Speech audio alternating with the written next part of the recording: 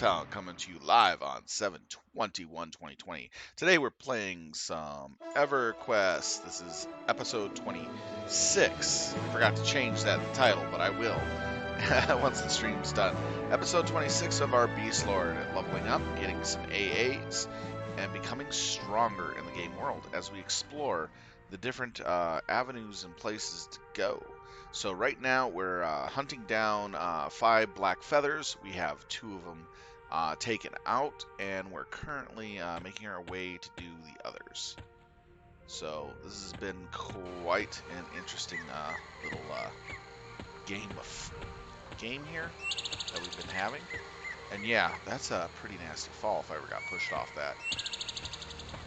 Wouldn't survive. Dead on arrival. So now we're just getting up here to the nest, and we're just trying to make our way back over to here. That's where we found them. So we're going to actually look to kill her requested target as well. We can pretty much ignore most of these mobs on our way down. There's a few that we do have to take out in order to progress.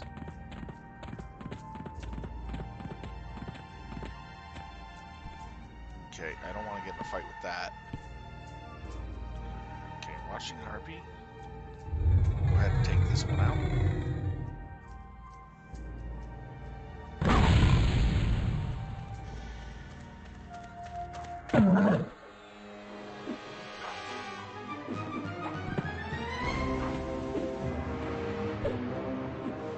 Okay, got our haste up and everything.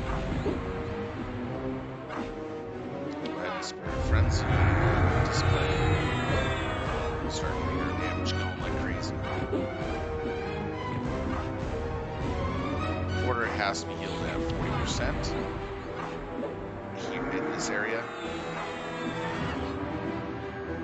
So here we go.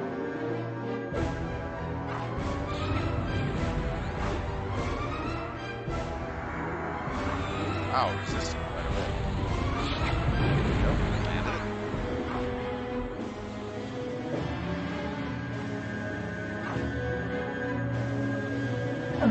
Warrior's doing a good job.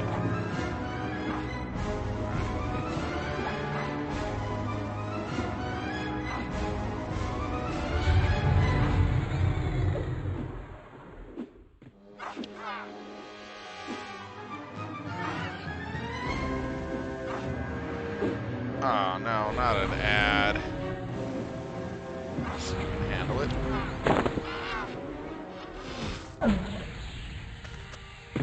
Oh, insta-kill the water? What? At 40%? That does not make sense, and that was the pather.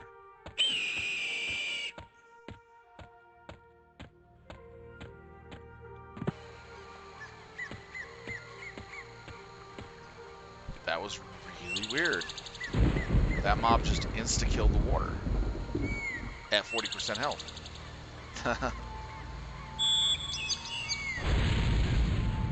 Alright, let's get her buffed back up and back into the fight. Alright, you can only use the first 3 here.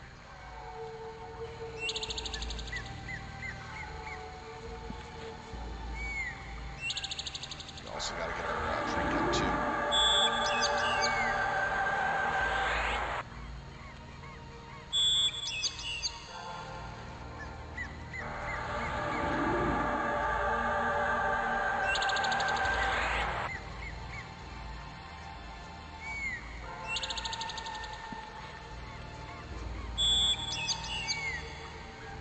I honestly didn't think that the water would die in one hit. That was kind of surprising.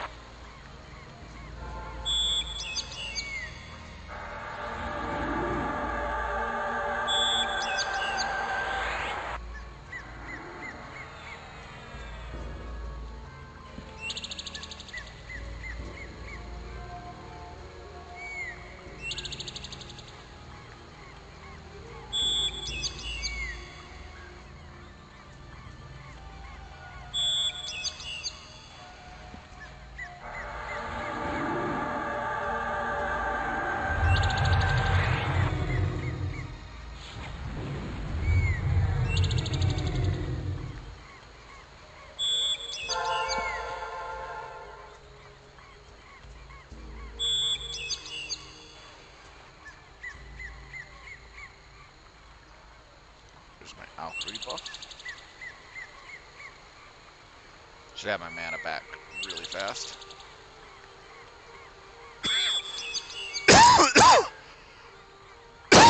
I guess it has a backstab ability.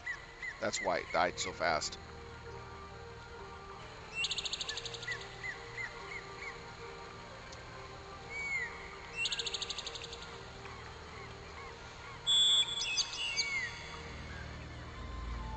That's what I think it happened.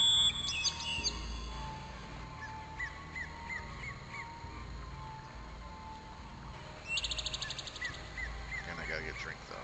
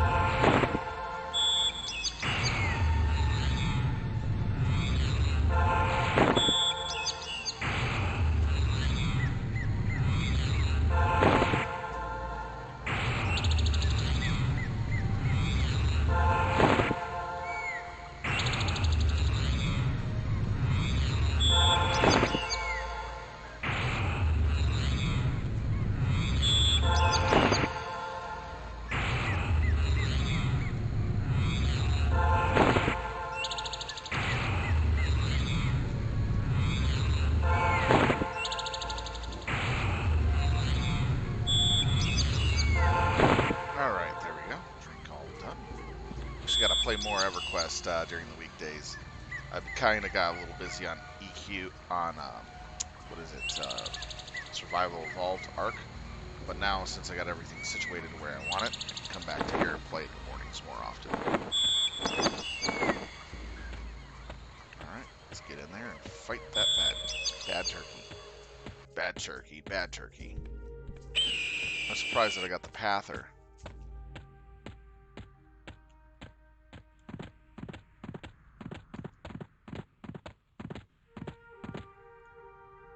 Sure I'm not getting hit by anything over here. Run through real fast.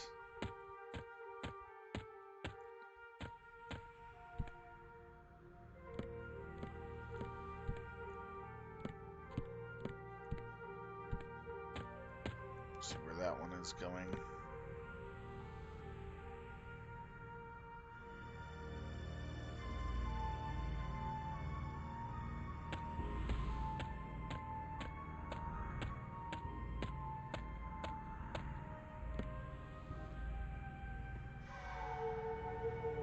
Wandering Heartbeat, I need to take out this one.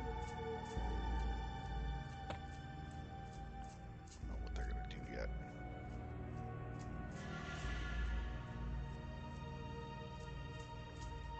Looks like I'm going to have to go deeper looking for my targets.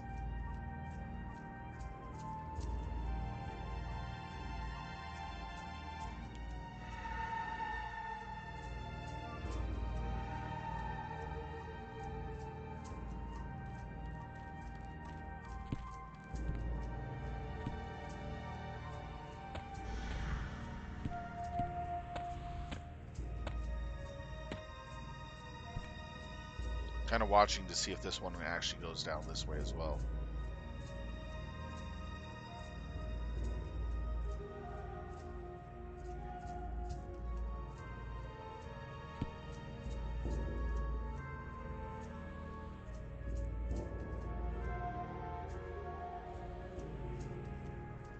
Yeah, I'm being overly cautious, you might say. Actually, I could just move from here. Head for the ramp, take out the one on the ramp. Should be fine. Yeah, there should have been a griffin here, but there isn't. So that means there's a placeholder.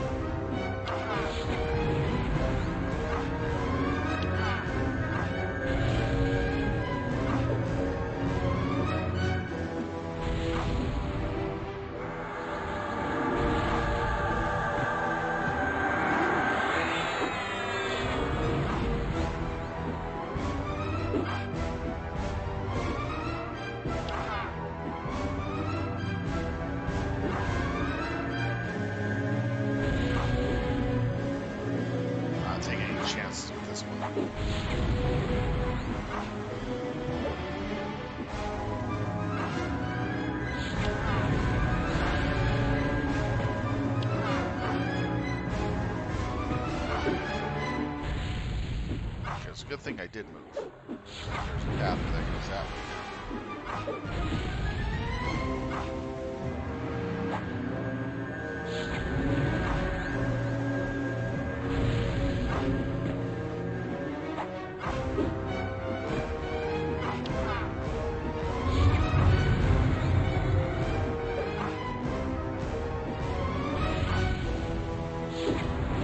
Not to cast anything else. Good on that. Alright, let's see. Up here. Oh, there's a griffin here. Nice.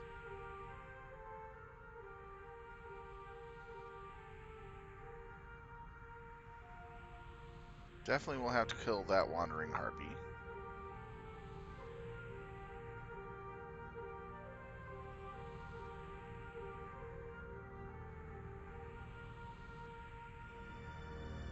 Then we'll check up on that area. Check that area out. See if there's anything there to take out. Because I want to explore this zone a bit more. It's a nice, interesting area. I like it. Really rough, though. It's one of those zones you have to be very, very careful of. Not going too fast. And too deep. Welcome, viewers. Okay, that harpy is going back up.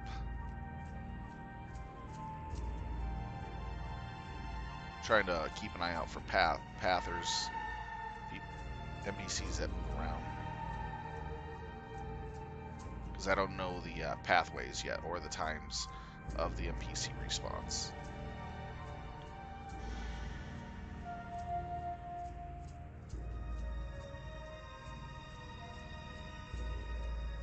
Alright, let's see skills. Defense and dodge. So there is dodge to make and defense to do. So we can actually... Why is she running?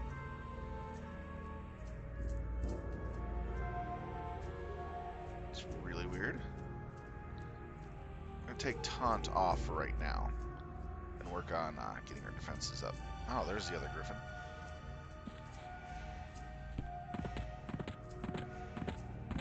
I'll get this one first since it's a wanderer.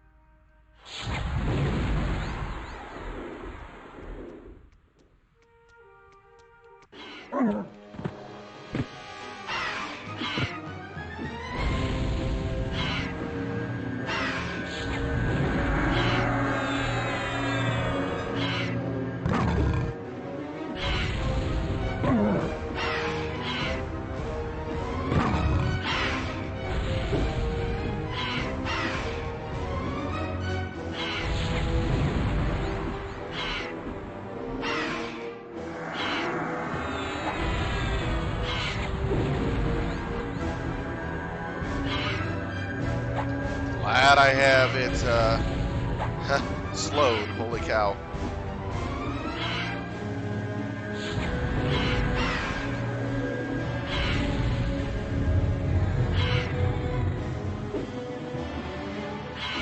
Really taking a bite out of my water.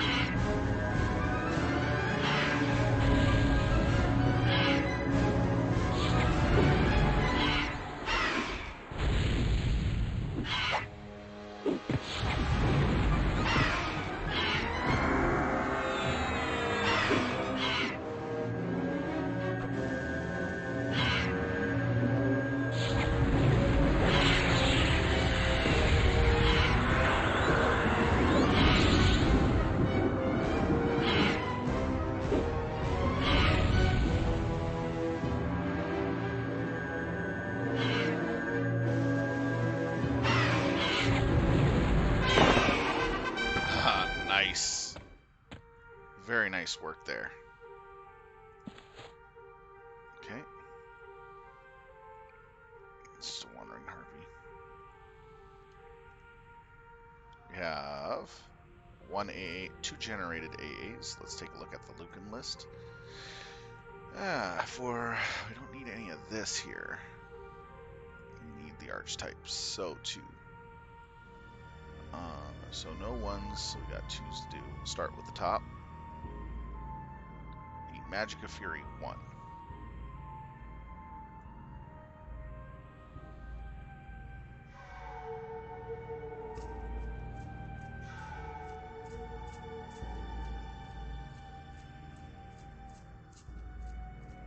Alright.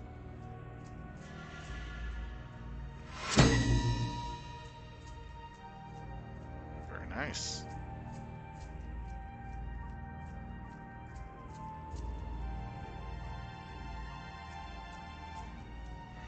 We just reached 100 AA.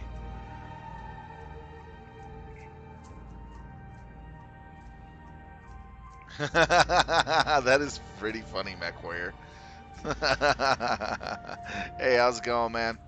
Good to see you're in good spirits. Must have had a really good day.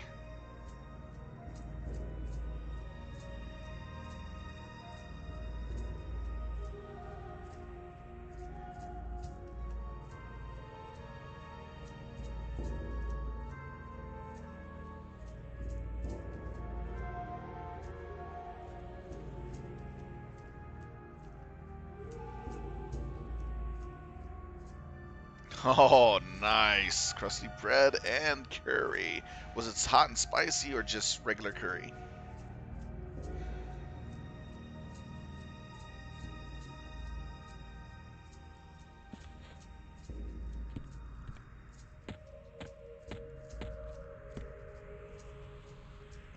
Gonna have to kill this.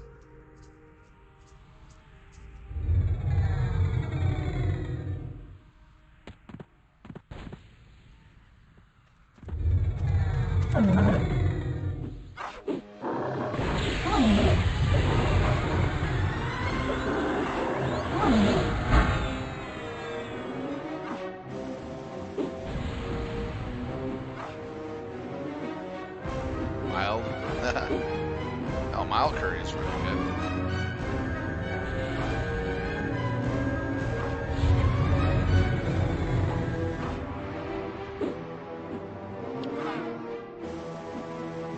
You want to wait till you heal up before you eat that spicy stuff? Yeah, it kind of would hurt if you accidentally spilled the spicy curry on your wounds. Quite a bit.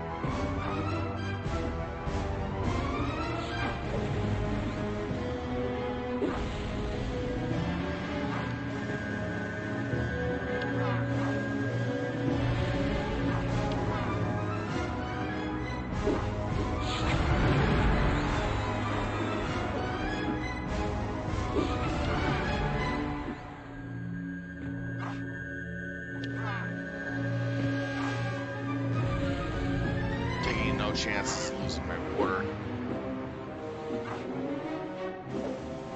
Wow, she hit that real hard.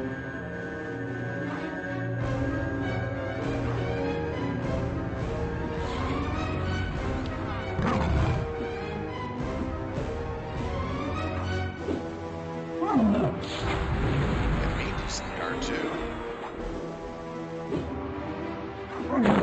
One hell of a buffed harpy.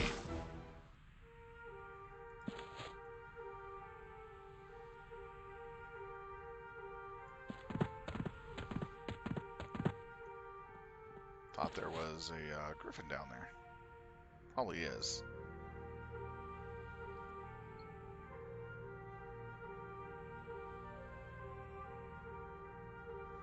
No, I don't blame you for waiting. I mean, good curry is worth the wait.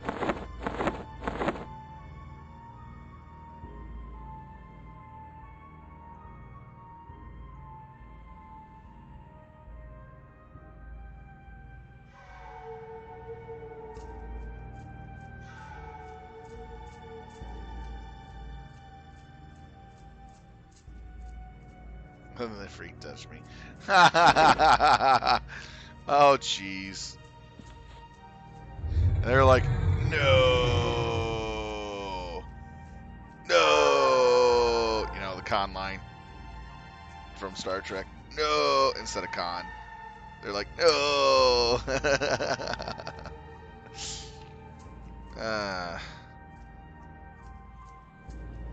I bet they're terrified that you're going to punish them. Anyways, nobody should be touching you.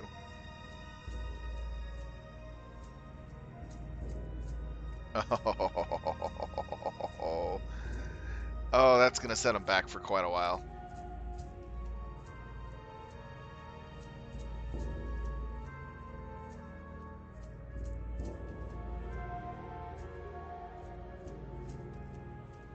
What did they get attacked by? You must have had some really, really good rolls, too.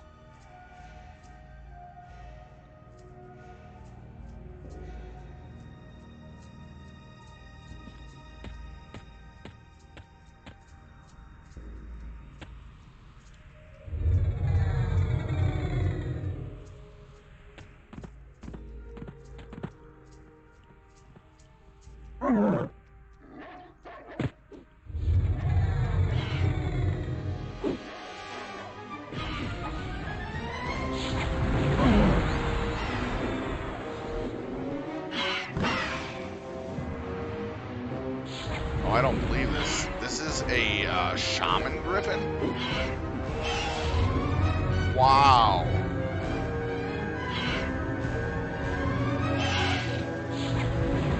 Oh, that's a bad debuff for me.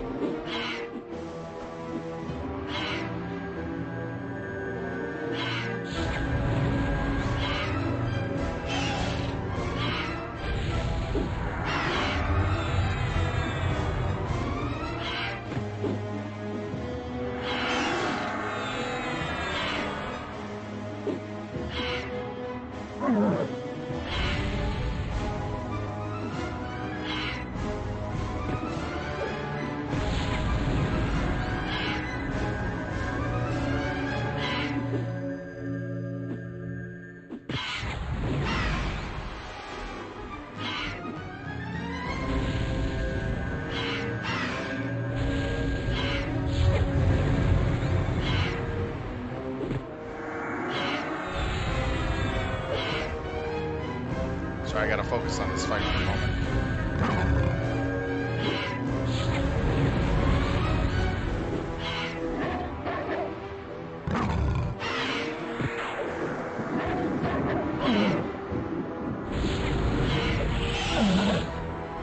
What? He teleported?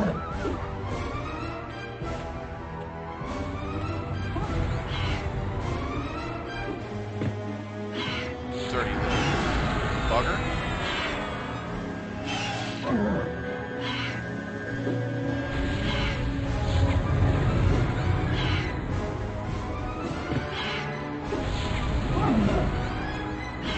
Oh man. Don't have anything to do extra damage.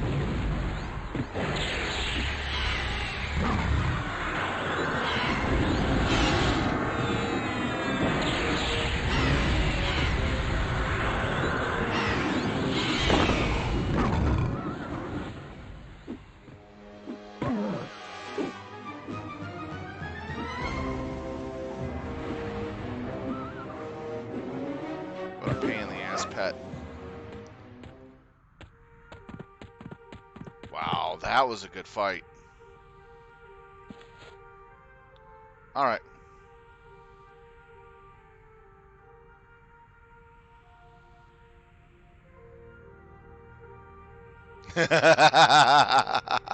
So they had their first encounter with the Obsidian Lord. You know, they were going to get their butts kicked. Literally, in that fight regardless. They're lucky they actually were able to walk out of that fight alive.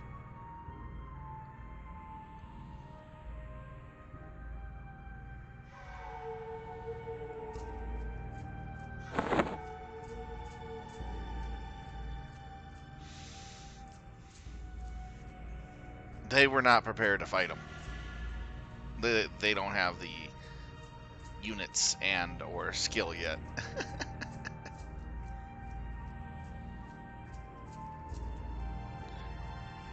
How long do you think it would take them to have the skill and the proper mechs and firepower to take out the Obsidian Lord?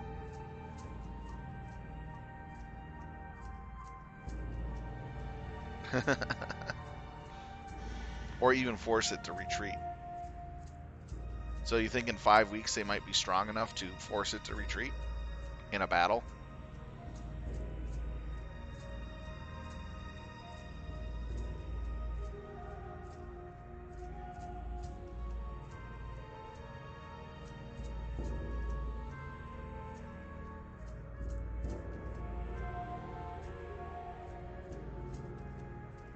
Yeah. They're going to still get a butt whooping, though, from fighting it. That's no doubt.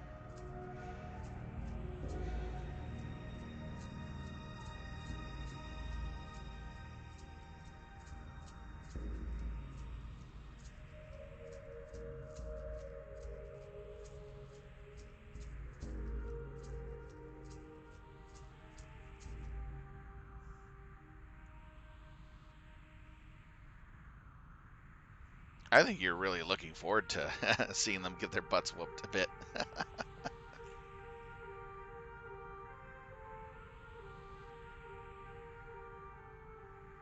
Well, they didn't deal with Wolf Boy, and Wolf Boy get grindy.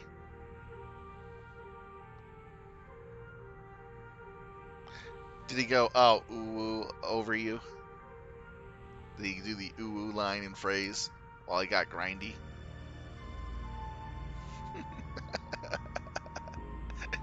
That'd be so terrifying.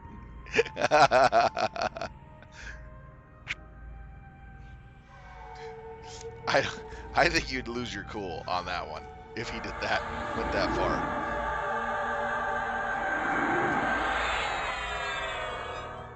I think it's adorably stupid in so many levels, but for some people who can't tolerate stuff like that, it's like Armageddon for the poor Wolf Boy.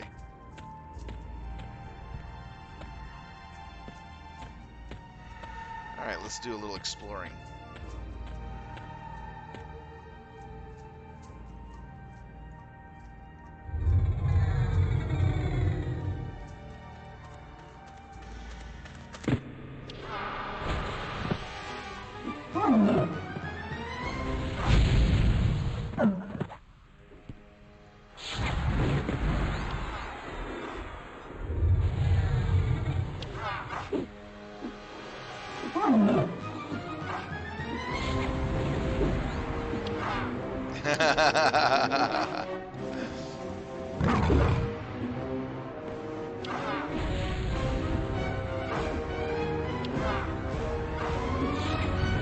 Sounds like Wolf Boy needs to be properly trained.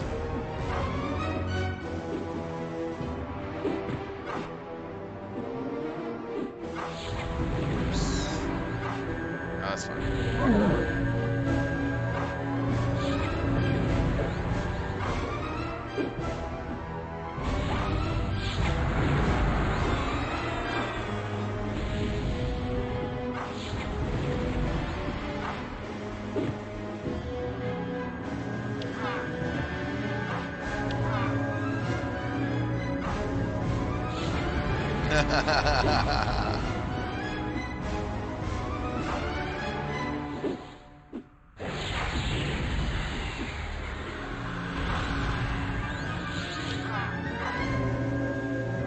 Well, you could always tell the brother of the Wolf Boy to get him a babysitter before coming over and playing.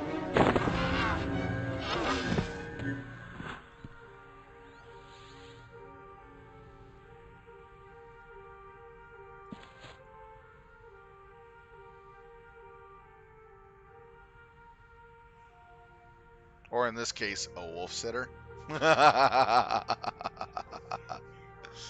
Or a zookeeper. No, a zookeeper. He better hire a zookeeper.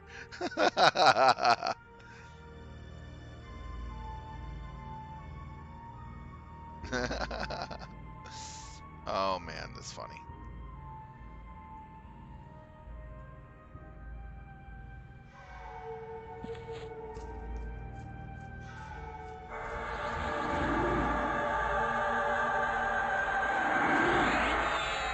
I am the GM. I hold all the power.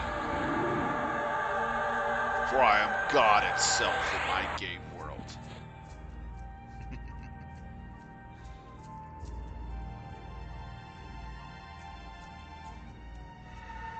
About right.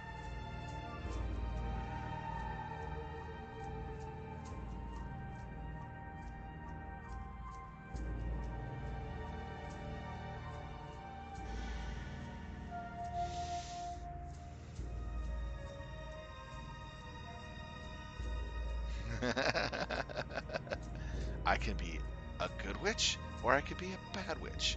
Take your pick.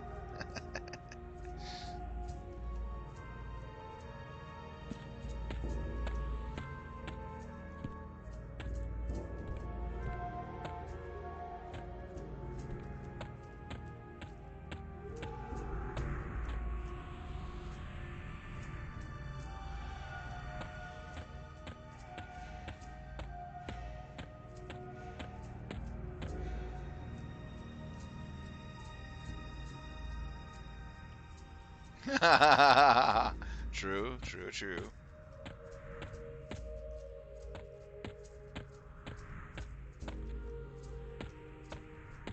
So there's nothing up here.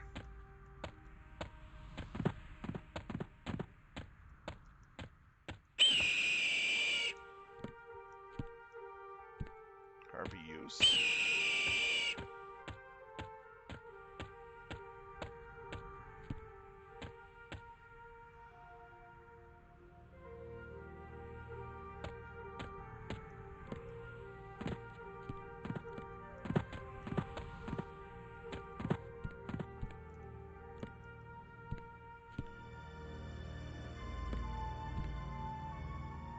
Okay, that is the other portal.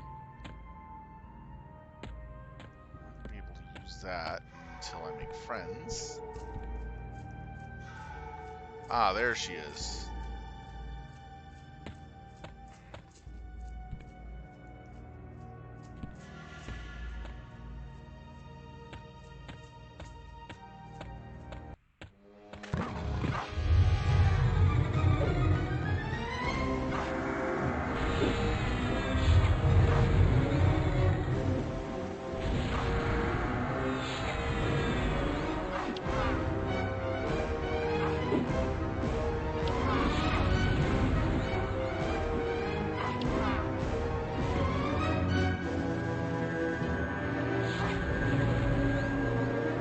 She's actually weaker than the main stuff in this zone. Wow.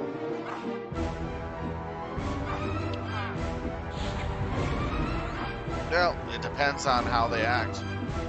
There are those that are a little more respectable and reputable, but those that go that far, yeah, a little much. Everybody has their own tolerance levels.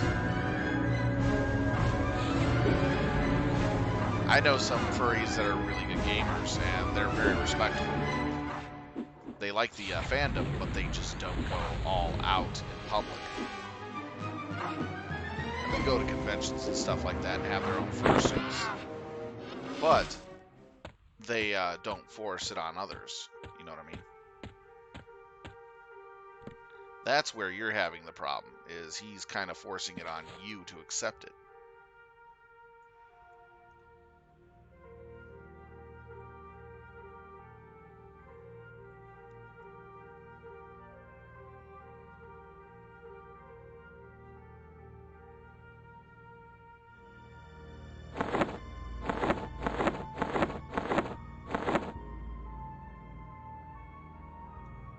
So we got all the way over here.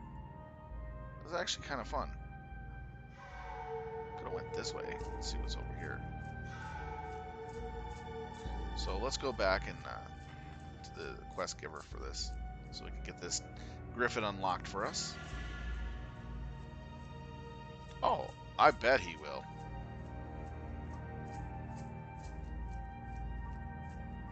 There's certain behaviors that are allowable in people's households.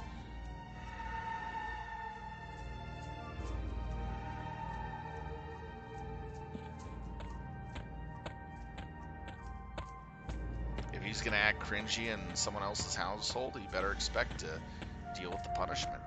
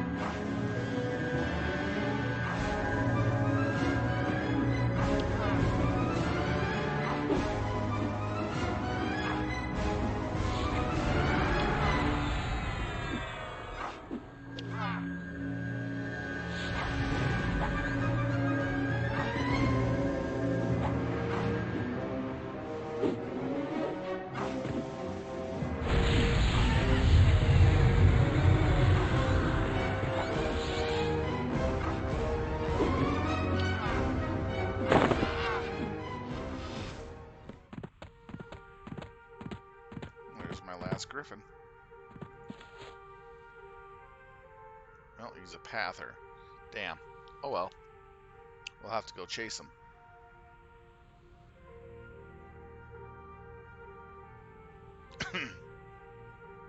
You'll repeal the borders. Yep. Understandable.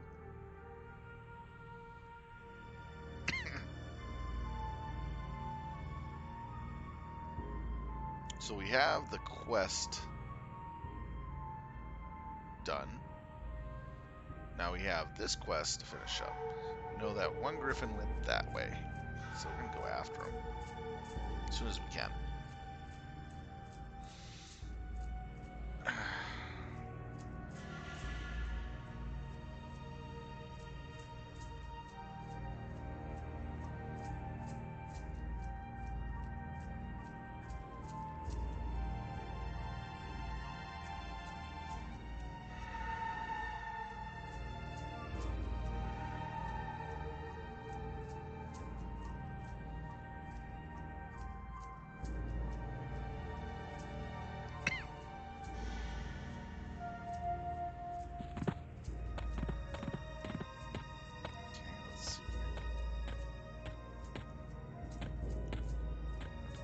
That pather. Ooh, that's a steep. That is a little scary. Where the hell did he go?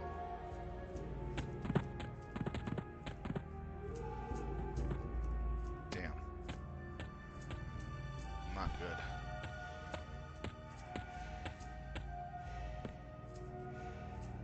And no, I do not want to mess with that. Maybe wait for the one up here to respawn?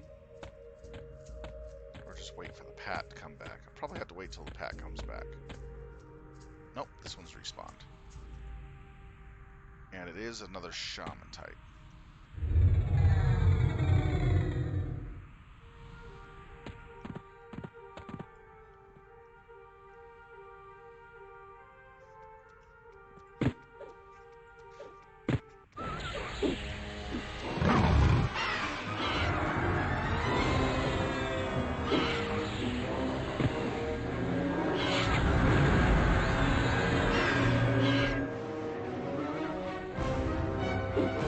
Dog handle the cat handle the dog.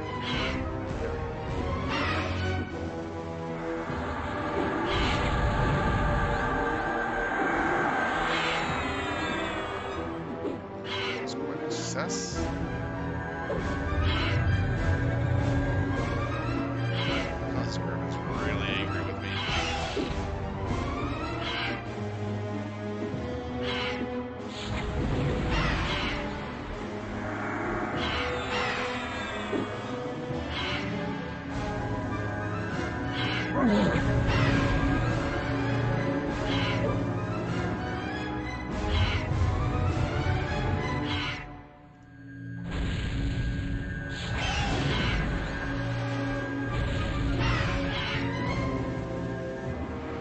should know better to act more respectfully in other people's homes, regardless. That's basic knowledge for any person. Don't act like hoodlums and creeps in somebody else's house. Great way of getting kicked out of the house. Or have the cops called on you and sent to jail.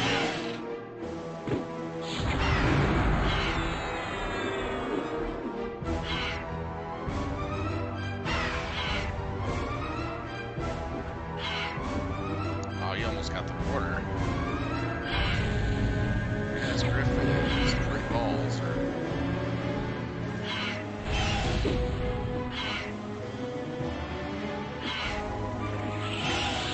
Oh, damn it, damn it, damn it. Why did it teleport? It's bad, bad, bad.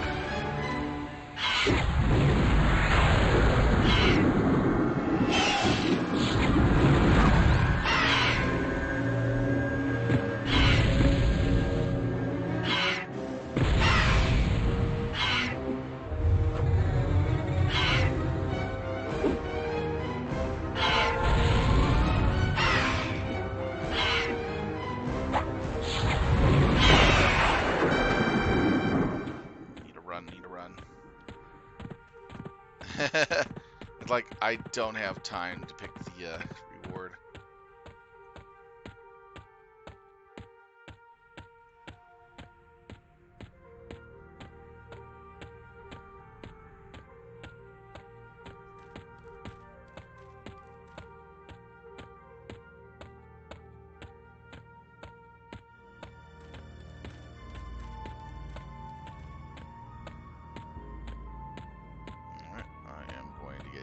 Hard here.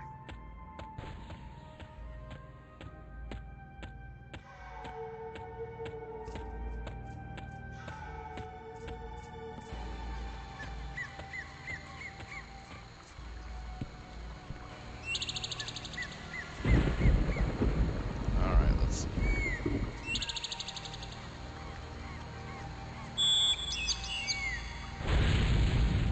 Oh wow, shared quest history.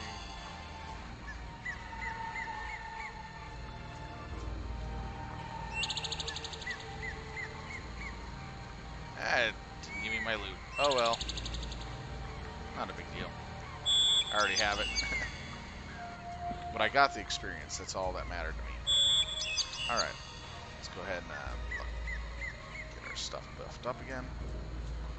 See, we're going to have to buff ourselves too.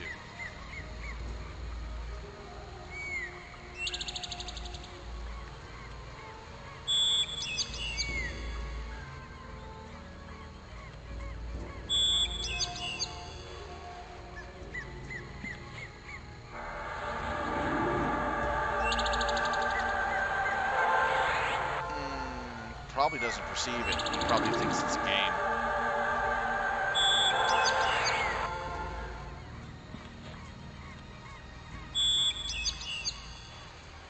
Some furries have a different speck of reality to them. They view things differently.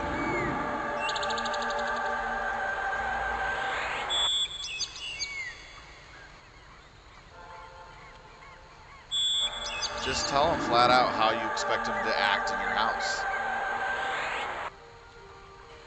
That you expect them to behave, to act in this way. Because you won't tolerate the goofiness that he's doing.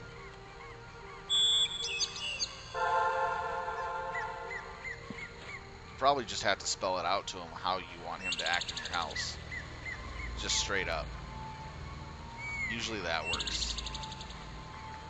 Because if he thinks there's wiggle room to play around with, he'll play around.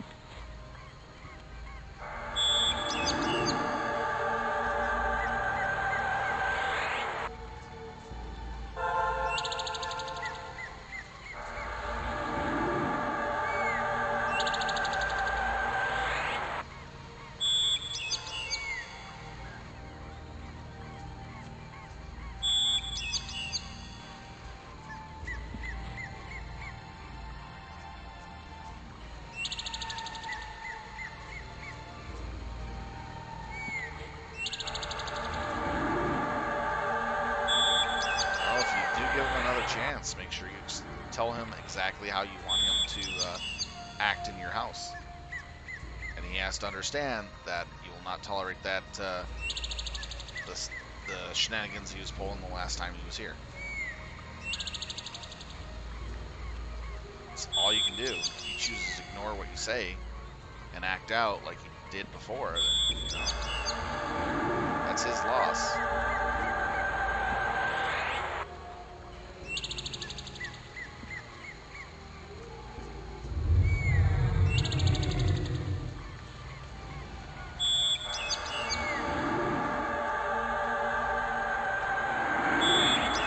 Hopefully not put him into the hospital or 6 feet under.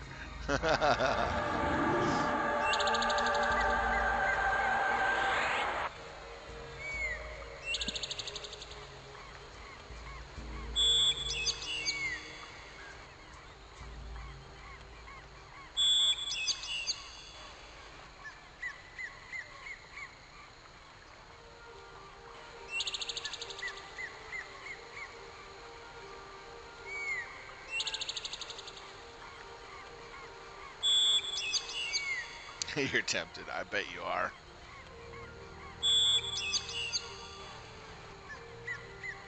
I think you're just interacting with a nutcase version.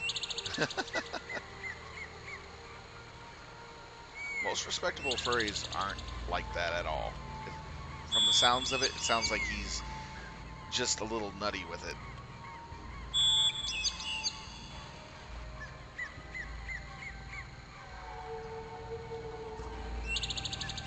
This is coming from personal experience. I know a few furries, and they're pretty respectable people. They don't act like freaks of nature out in public.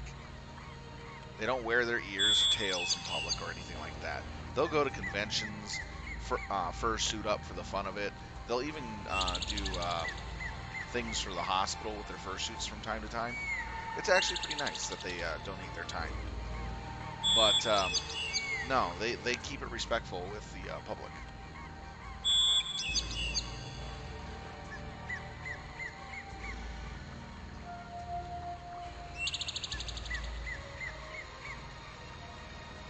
Yeah.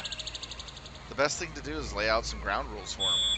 If you had to print out a sheet with ground rules for him to read, then do it. You know, you're now sounding like an Imperial with that comment and statement. Welcome to the Space Marines. There's actually a funny little internet video that deals exactly with what you're saying, and it's just so hilarious. It's so wrong on so many levels.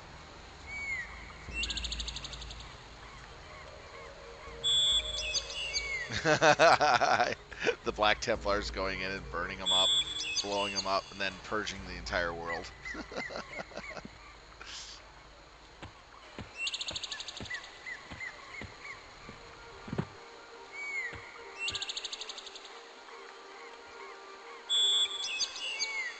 Well done, Mythweaver. Frail as you may seem, you may be up to the task ahead of you. If you dare, here is the griffin food you'll need to continue. Speak with my sister Estrella, and quickly. She has gone to a great effort to bring you this far. Do not fail us now, or we will turn our fury on you. Griffin shrieks. Alright, let's see. We can actually just use invisibility and run past all these guys. As much as I like fighting them, it'd just be easier just to continue the quest here. This is a really interesting quest line. Nice dungeon, too. I like the makeup of the dungeon. I really do.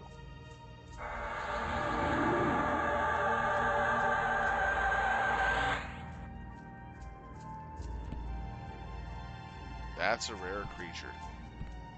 I wonder why I was having problems with that son of a gun. Let's kill it. It deserves no mercy.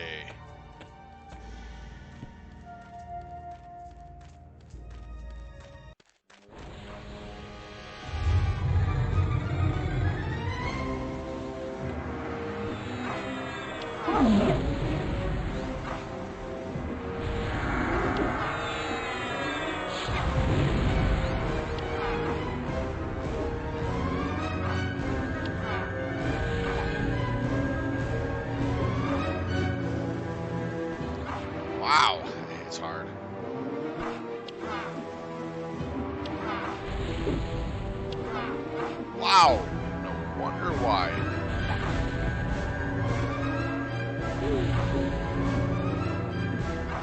It has a death ability.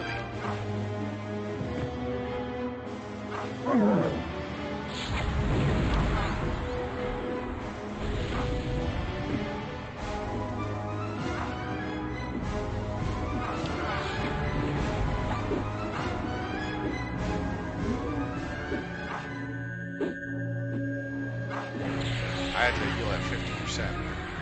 Ah, I lost the water. Damn, that's a really, really tough prayer. Alright, we'll just sneak past. Holy cow.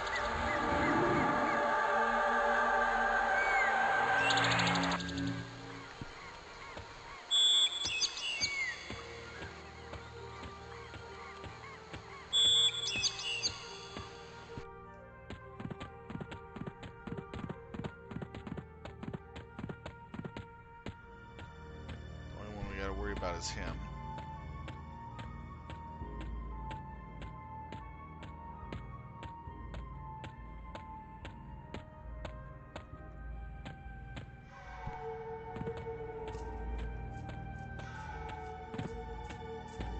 Past that harpy.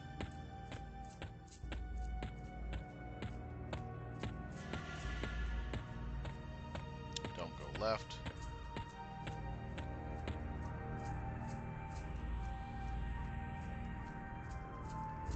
Okay, does not see me. Good.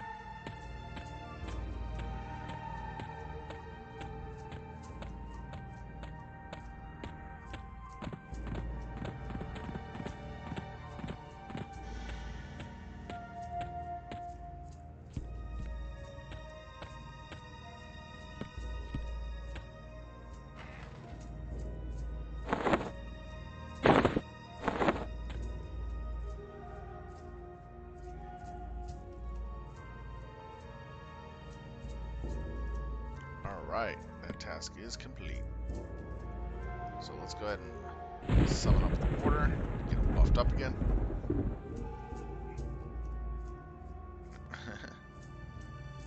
Sorry about that. A little busy there.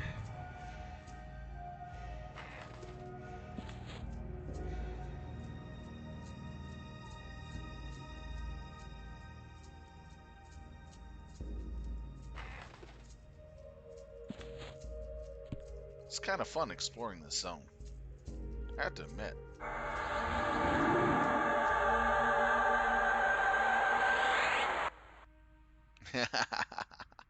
Alright, Mech Warrior.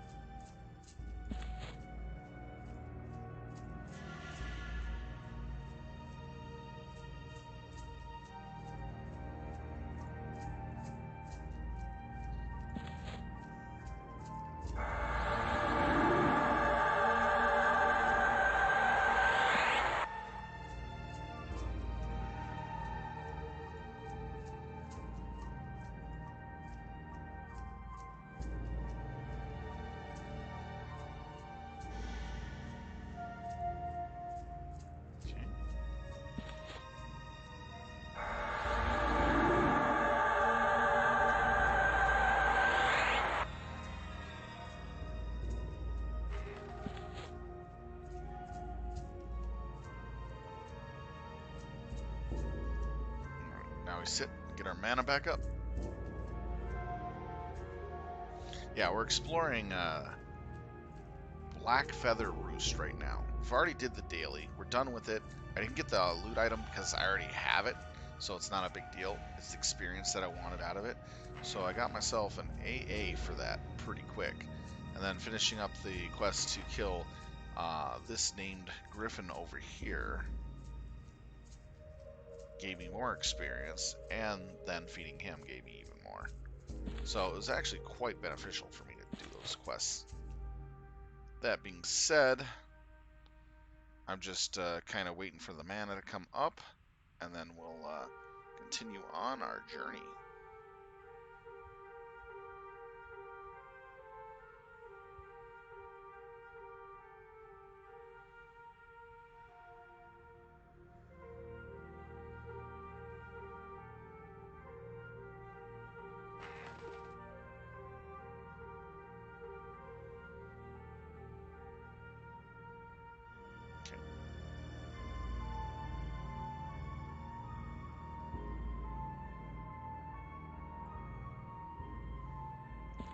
There we go. Now let's see what this place is going to look like. There's Ashra. What does she want me to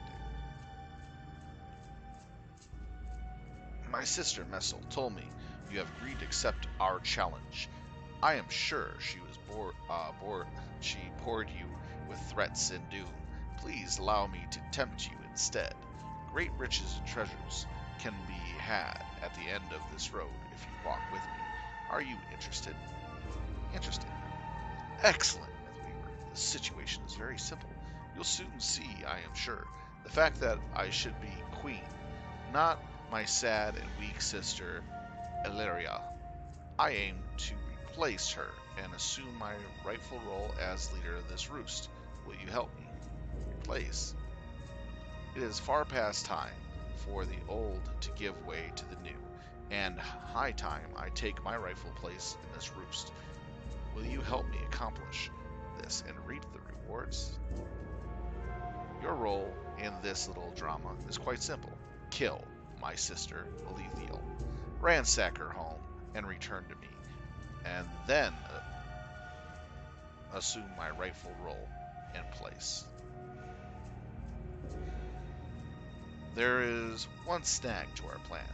Getting my dear old sister, the queen.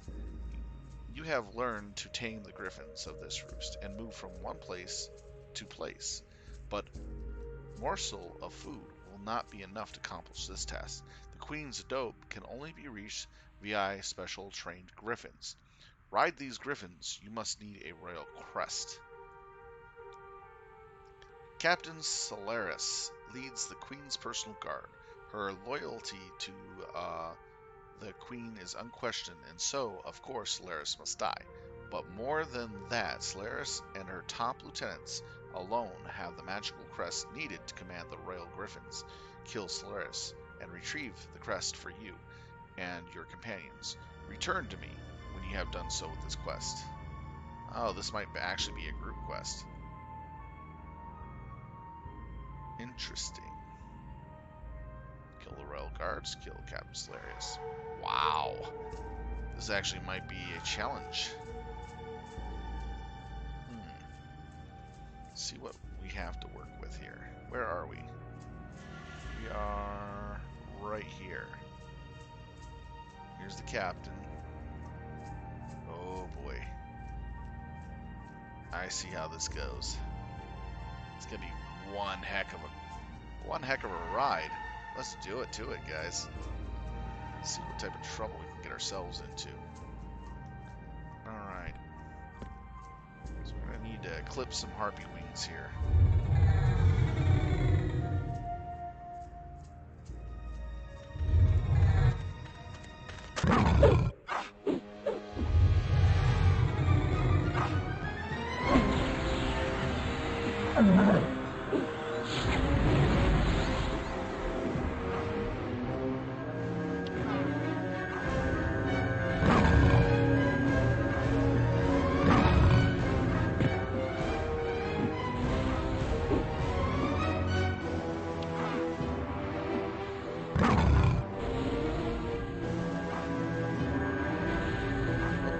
Too early on that.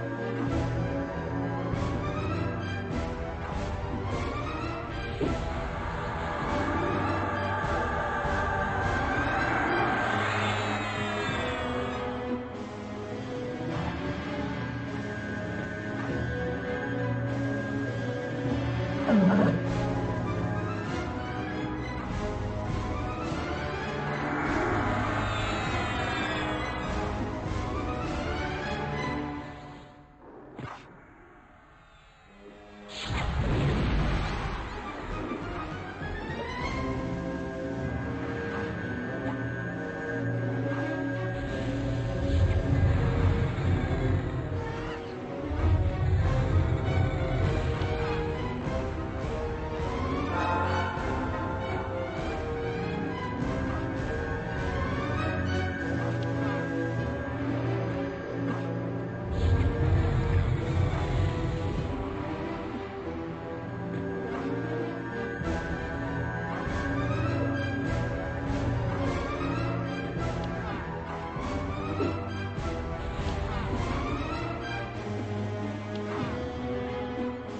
lot of health these hybrids have.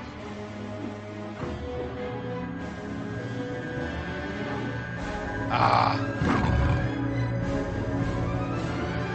Alright.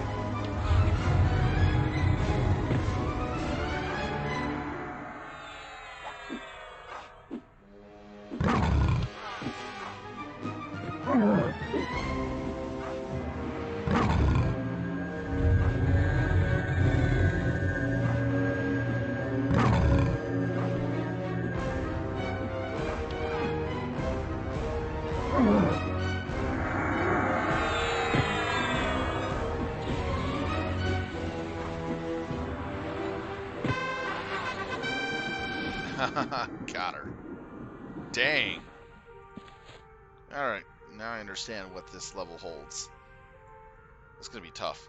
I have to admit, this is going to be actually a tough mission set. I'm looking forward to it. Alright, so get our next one.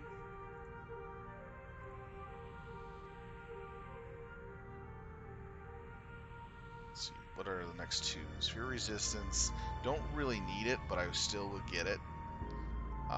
Spell Reinforcement, I do not need.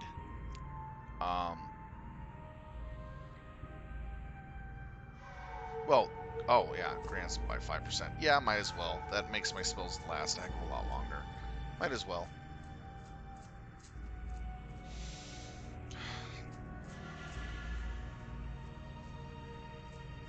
It's going to take me some time to chew through this zone.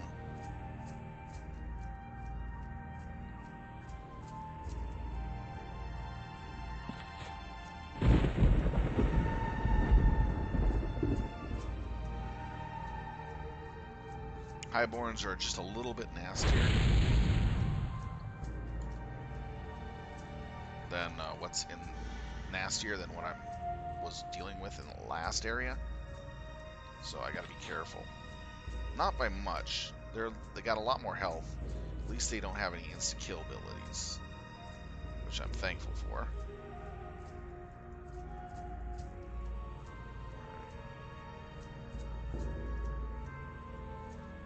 Kind of sucks we have to use the old spiritual lines for the order. Seem to target.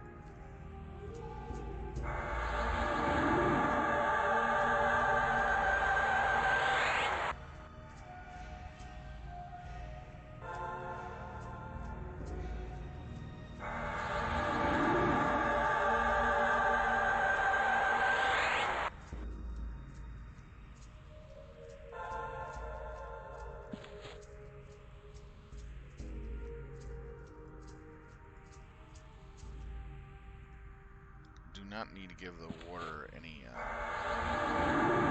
special buffs. So,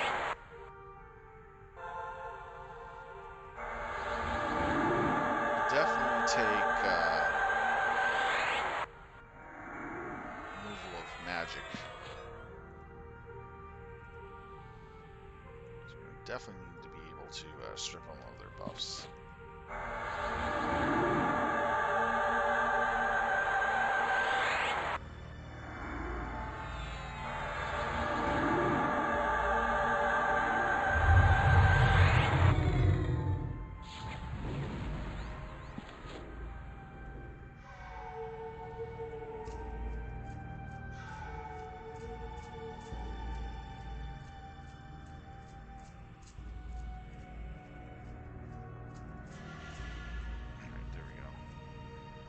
That should do it for the water.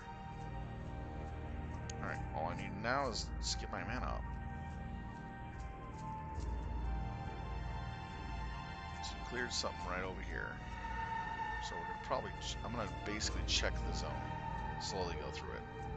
Want to make sure I know where everything's at.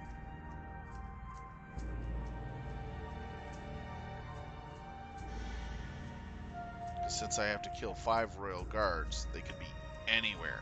Then I have to kill the captain, which might actually be a lot harder than what I'm capable of doing at this point in time.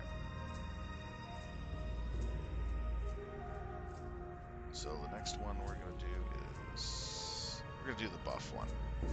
Because that buff one is actually more beneficial than the fear resist.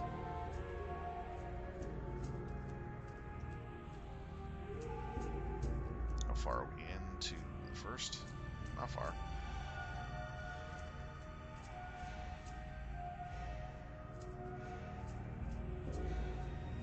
What are you? You are a level 59. Man, I wonder why you hit so hard.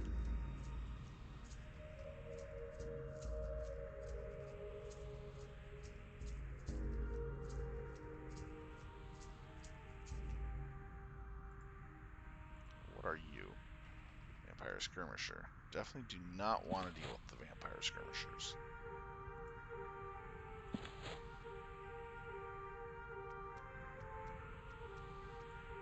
Oh. Just teleport? Pretty much.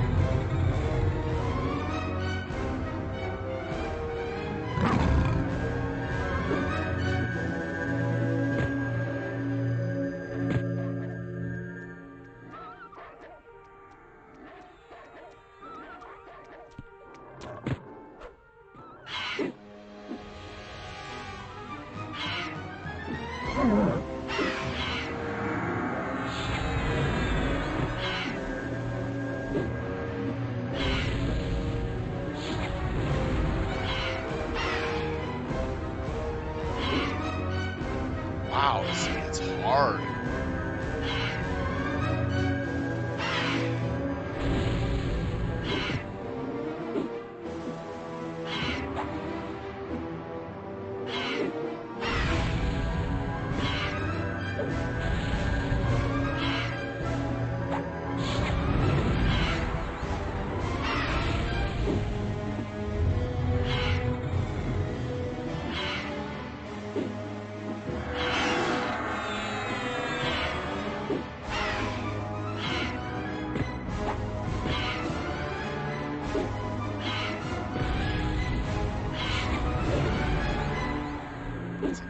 Giblets out of water any day. And it's a shaman to boot, so it's going to teleport.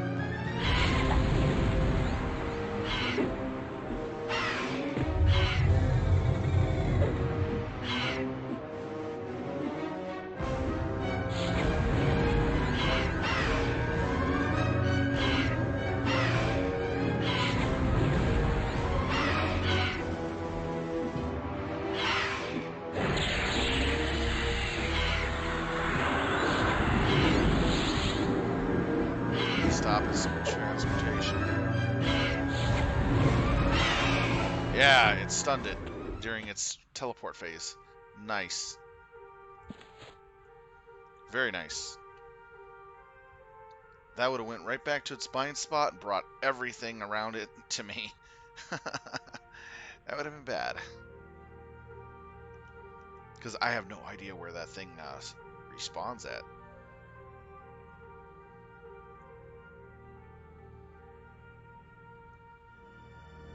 This is technically a dungeon.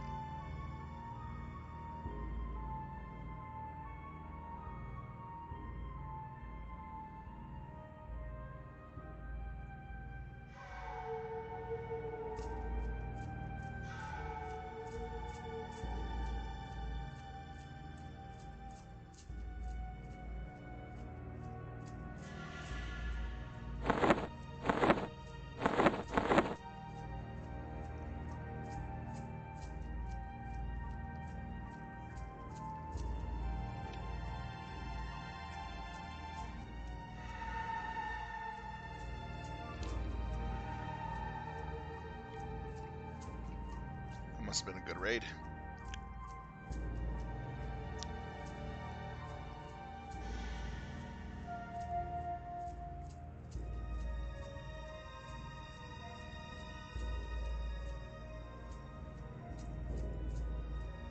So we have some pretty good stats going in right now.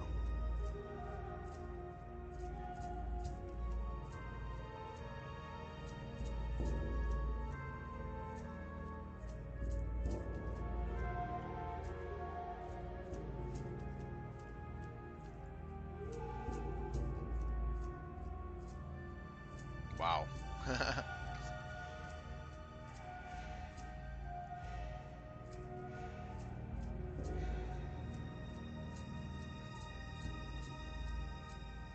That thing spawned again that fast. Holy cow.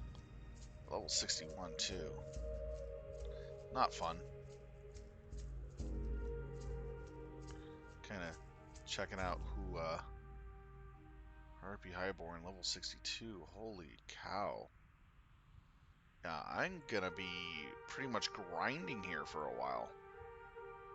This is actually a good grind area for leveling.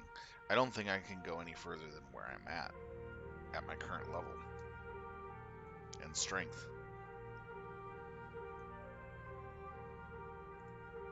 So I'm gonna move this one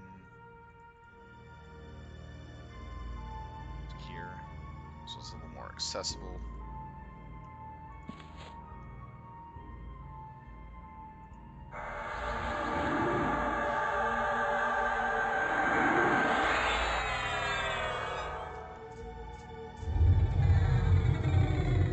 Might as well polar.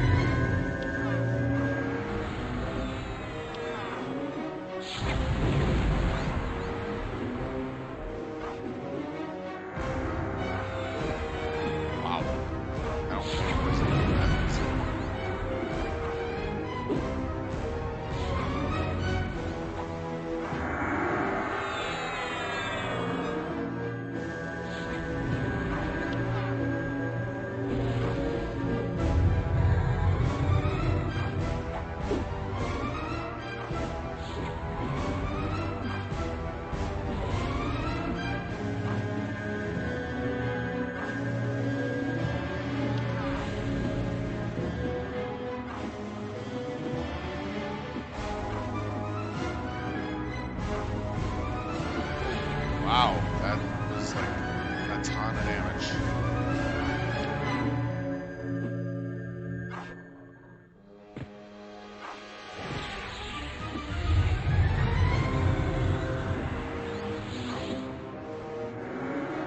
Then I got it on there.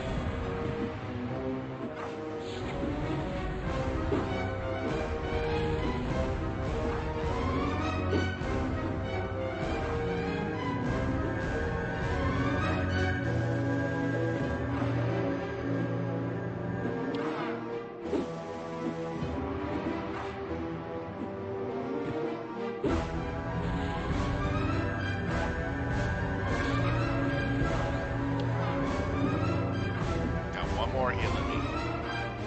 It's either damage or healing. I will take it.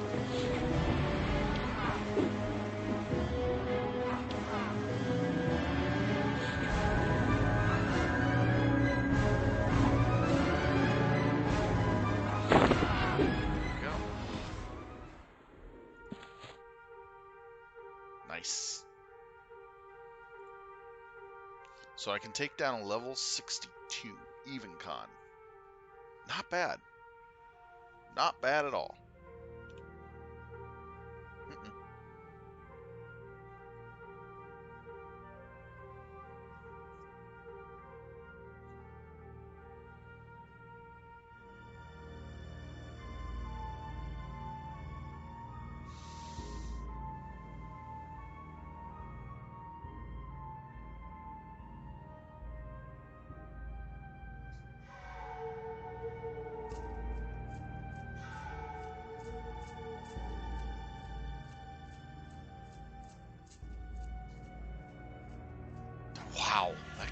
lot of experience.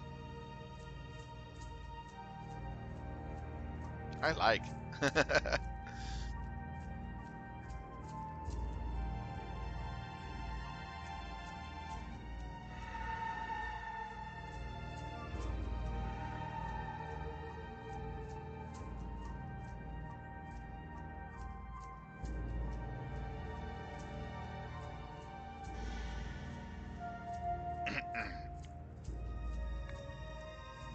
Alright, this area is actually equal to my strength and level, practicing level and gear. So I'm gonna have to basically take this really slow. There's no way around it. I'm gonna have to pull every mob that I come across. Slowly and steadily. Just work my way in.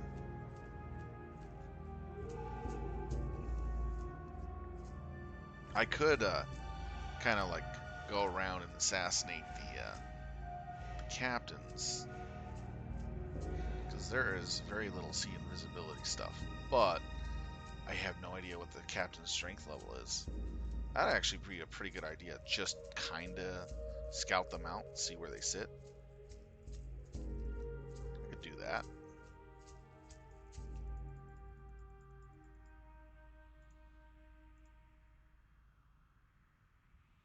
Plus, it's an easy enough run to get back.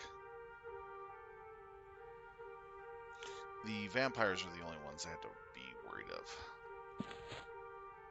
So, we do need full mana before we do a scout. Because doing it anything on less would be probably problematic for me. So the Highborn Harpy is back and at even level. So level 62 is about the highest that I've seen up here. 63 actually, with the vampire, right? Yep, 63 is the highest. Average is 59.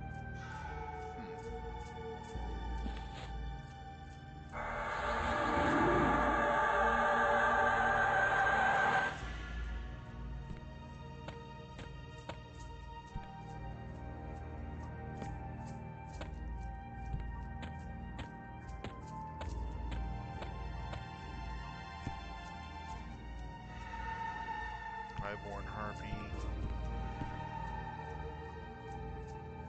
Highborn Harpy.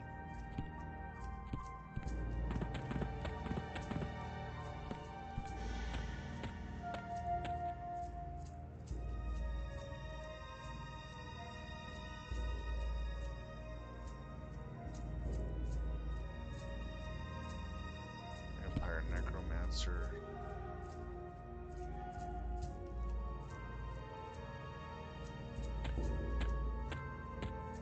Just kind of skirmish around.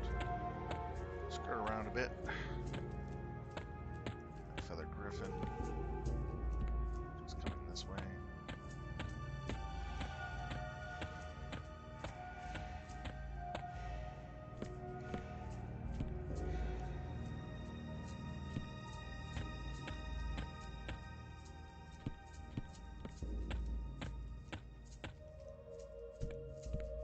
What I'm doing is just doing a little bit of recon.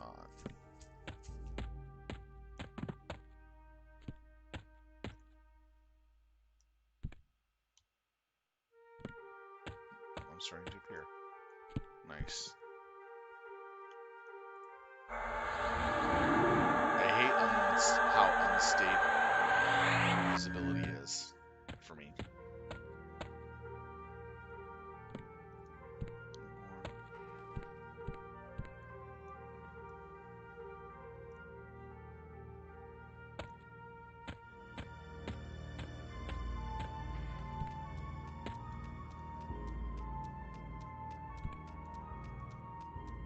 Oh, jeez.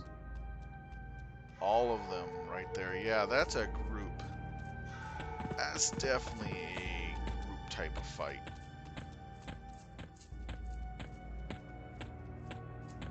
So definitely I have to have a group to do that. No, hands down. It's down here.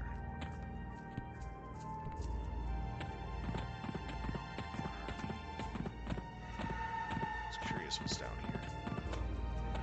Hopefully curiosity doesn't kill the cat.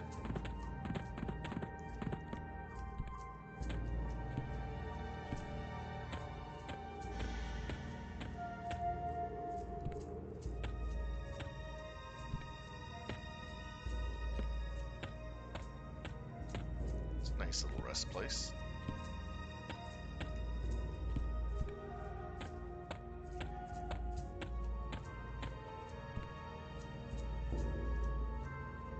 Yeah, that's what I'm kind of fearing.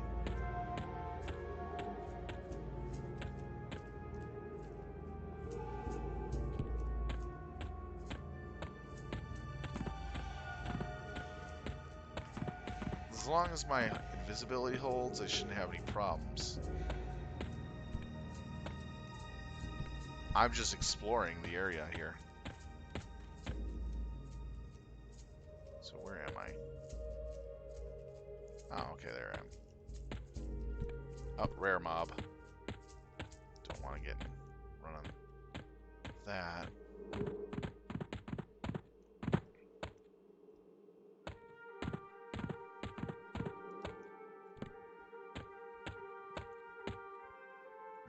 Yeah, don't want to get in a fight with that.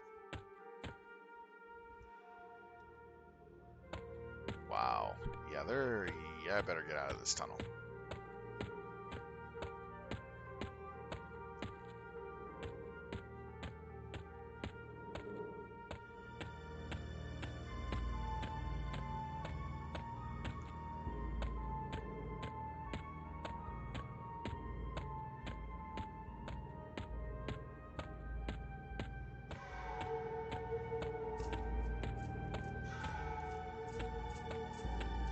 Pretty high level stuff. I'd rather stay at zone line for this area and kill stuff than to try to push deep into this area, because I can't push deep, unfortunately. The big problem is that I need a group to fight the last part of this, and I can't fight the last part of that at all. Not without a group. But I can farm the experience here.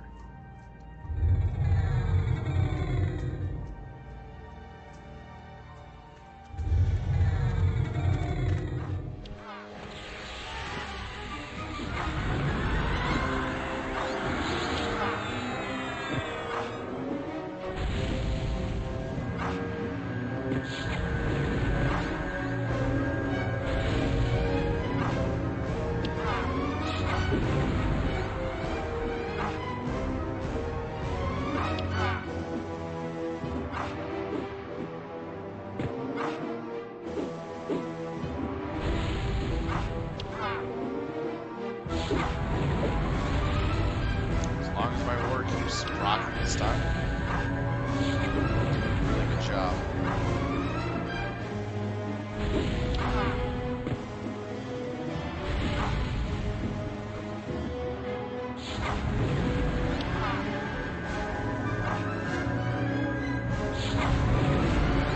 It's gotta hit hard.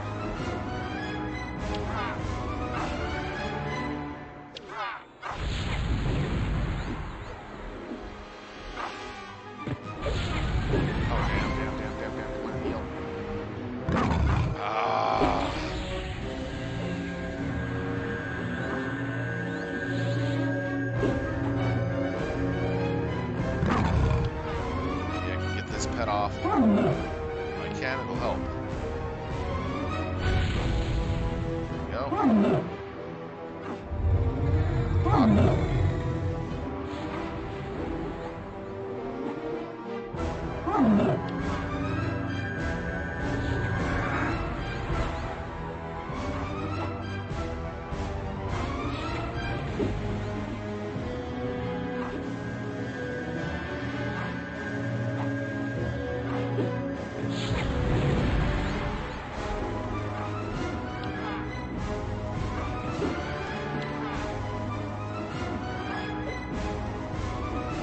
Recovery.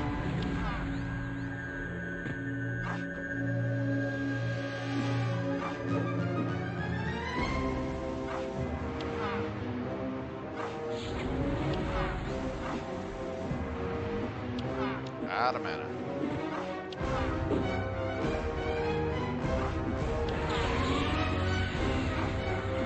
And that's the last of my mana. Bam!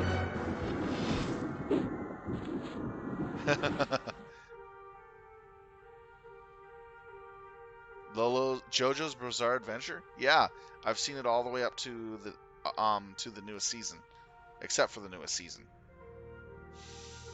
Really great. I really like it. I like the Stardust Platinum series the best.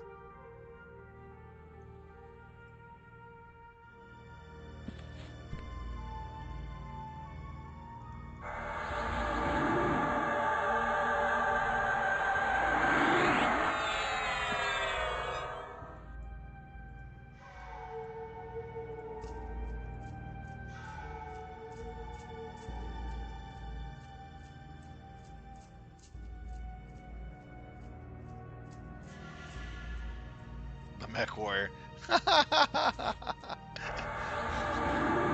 That's funny.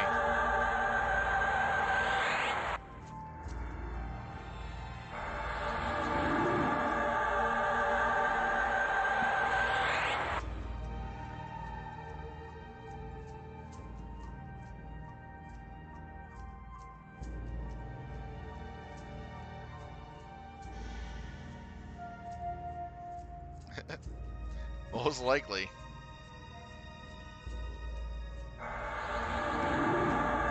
Although stopping time is pretty OP with Stardust Platinum.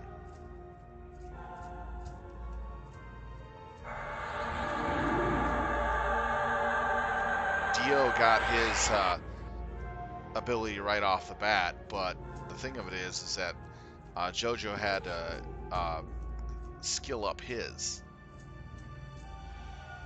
And so JoJo's was actually stronger overall in the end, because he had to work up his power versus Dio, who had the power.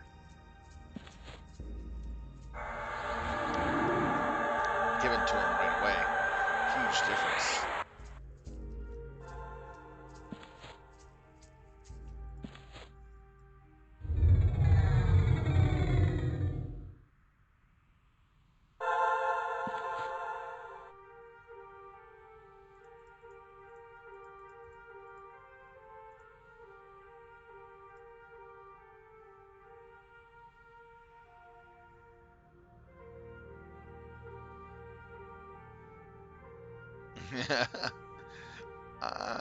Probably you'll start off as a mercenary commander, taking the field like commando style, and then when things get too hot, you summon up a giant ass assault mech and just go to town.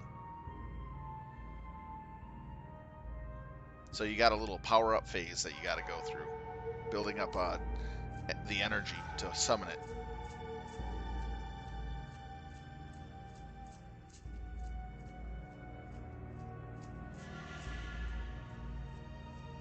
Don't forget the assault drop. Yep.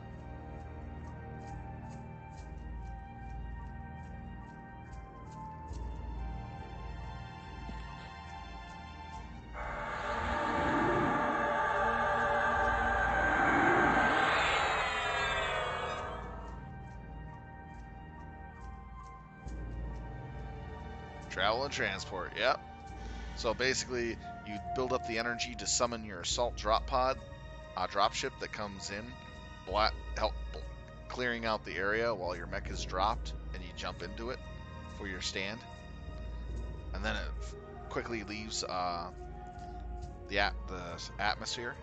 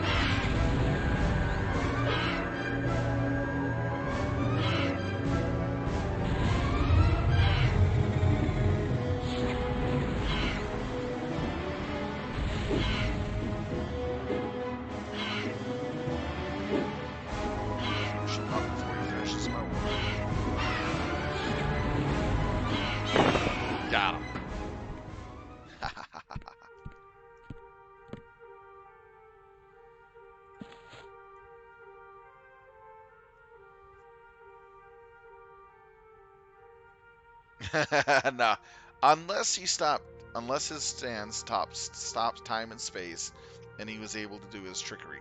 That's the only weakness. It comes down to, remember, Dio's stand has the ability to stop the world. That includes all stands that don't have that ability.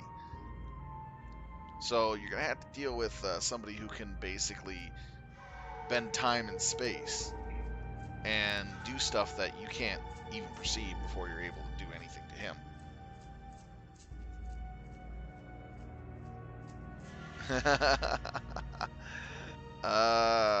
Probably not.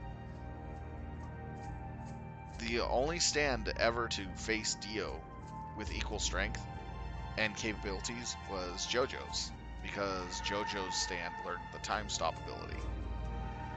Because Dio's and JoJo's stand are literally the same stand type, same stand type.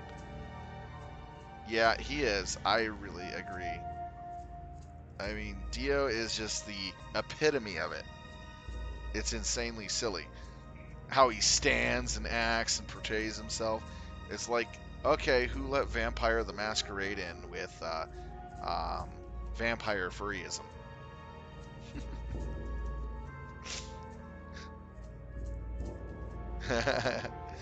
Indeed. You'll slag everything that you shoot at.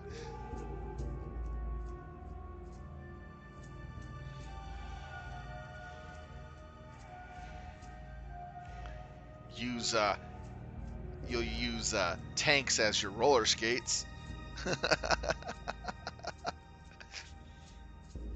All-terrain roller skates.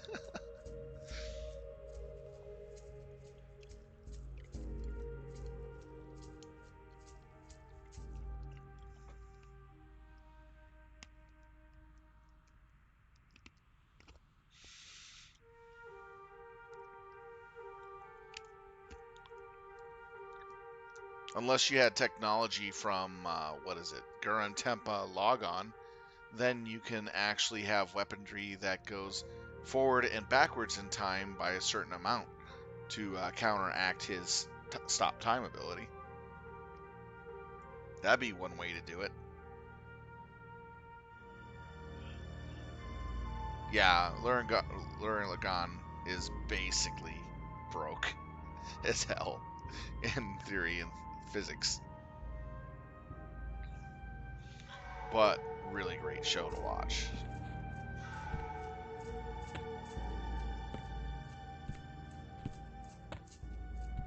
Okay, I'm ready for another kill. Let's see, anything close by that I can pick a fight with? And no, not you, Mr. Vampire. That would be a bad idea. Pick a fight with this Griffin.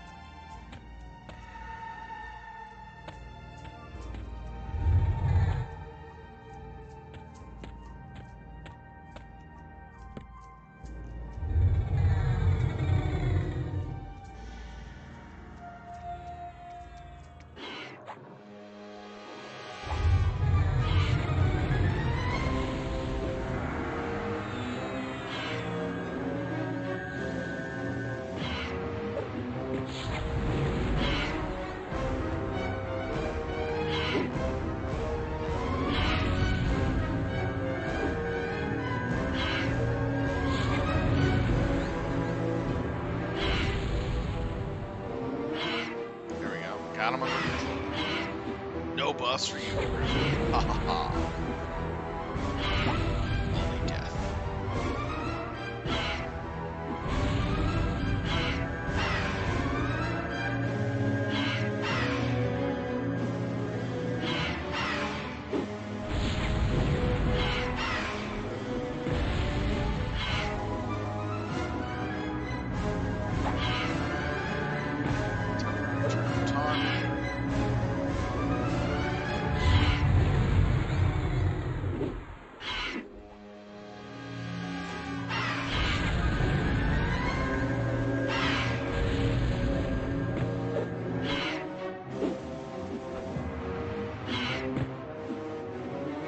I'm easy. I'm handling a level 61 a lot easier than I'm handling a level 59. What the hell? Okay, that's hilarious. Let's see how much experience this bad boy gives us. But I am going through a lot of mana in these fights.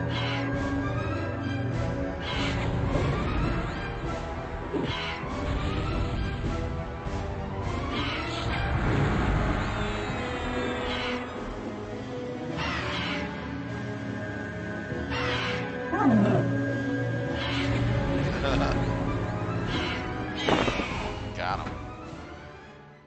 So, 71.9 to 87. Holy cow, that's a lot. That's 15.8 experience for that percent. Yeah, this is a really good area. Might have to do a little extra downtime, but man, the experience is nice.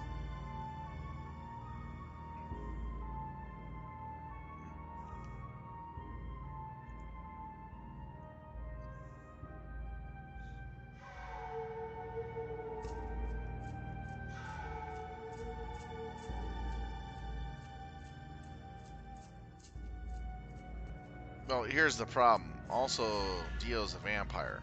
If any part of him survives, he can just regenerate from whatever little aspect is left.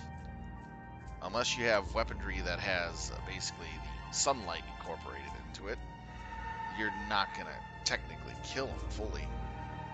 Plasma, but you have to have UV. That's the whole thing, is the UV. Ooh.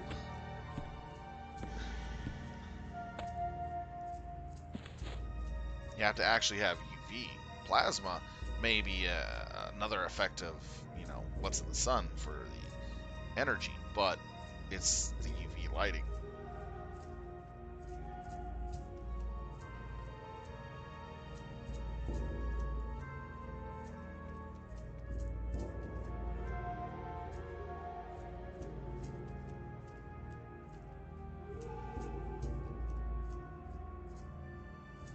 Well, I'll take it this way. Dracula in some of those stories was hit by incredibly high level stuff. A harpy nest? You can actually destroy this? That's interesting. Wonder what's in it.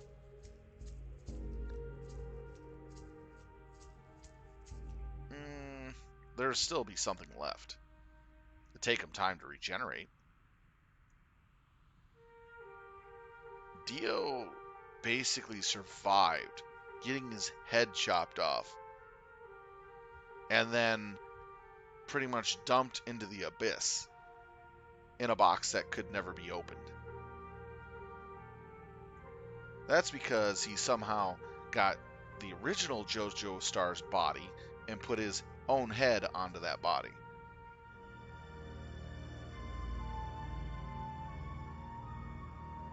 The guy's a real piece of work.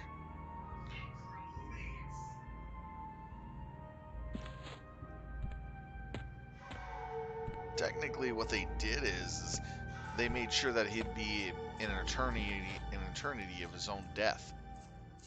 No way out of it. But because he somehow got a hold of the original Joestar's body, he was able to basically survive what happened, but also was able to come back even stronger. And that's where the stands started becoming a relatively interesting issue.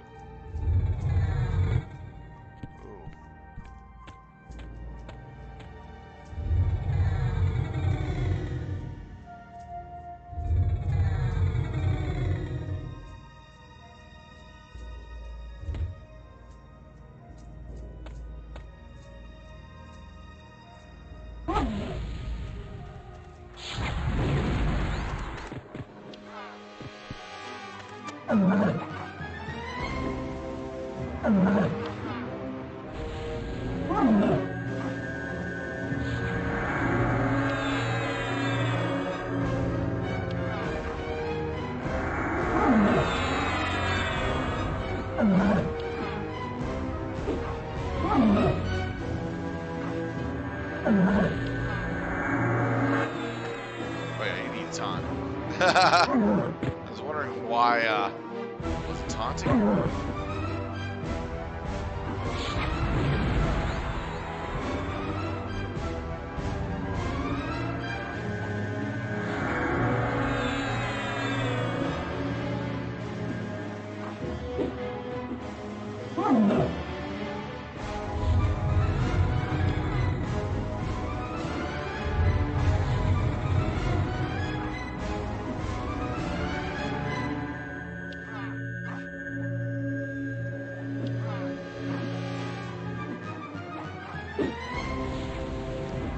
Level 61.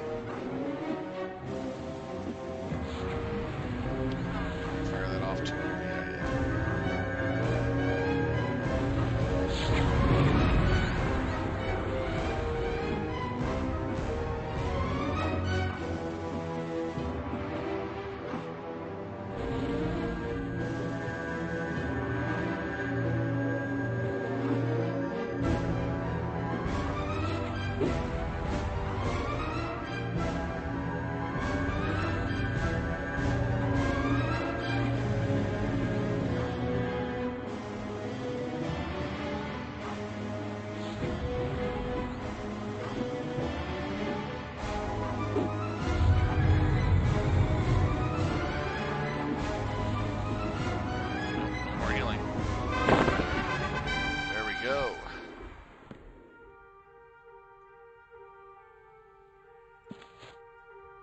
Quite a bit out of me.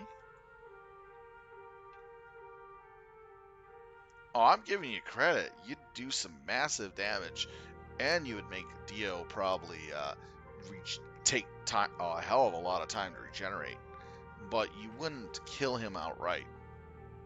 I think it would take a more concentrated effort. Dio is one of the slipperiest badasses you can probably fight in the Joestar universe. He's been in 3 arcs. One of the biggest, baddest villains in 3 arcs. Oh yeah, he would. He would take quite a while to heal up. And he would have to find a lot of blood to do so. That is true. I'll give you that much credit. You won't outright kill him, but you definitely knock him down a peg or 2 for a while. But based on all the support and logistics he had from all the different series of the 3 series that he was in, I think it would probably take him 4 months at most to come back at you even stronger.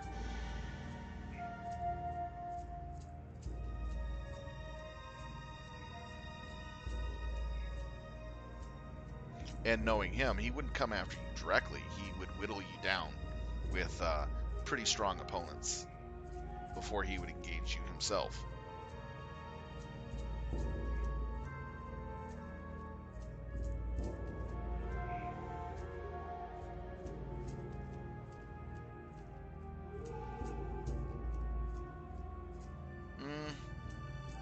It would be a mutual exchange, that's definitely sure. You'd basically beat him back, but he'll return repeatedly. You wouldn't be able to kill him outright, but he wouldn't be able to kill you. So, in a sense, I would have to say it's 2 giants beating each other over the head with a breadbasket of goodies. Because you'll then find something to outdo him the next time. He'll find some way to come back. It'll just be... You would have the satisfaction of forcing him to retreat on average.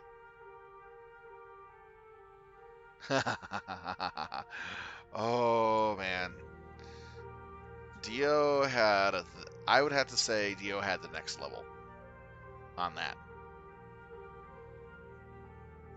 He used everything, everyone in such manipulative ways, in such devious ways, it would put a supervillain in check.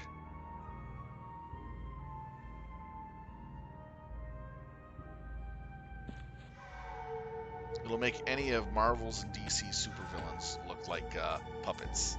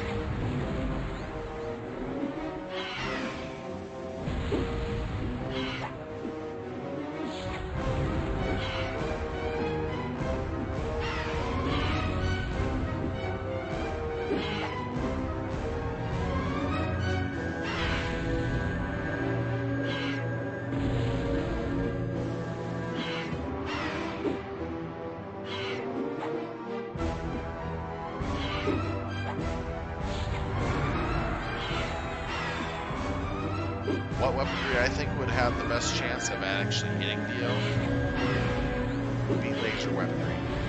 Your autocannons, your missiles would all be too slow.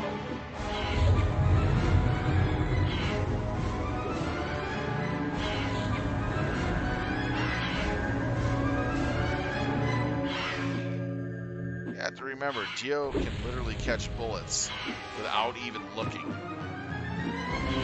Lasers would be, I think, the most ideal way of dealing with it.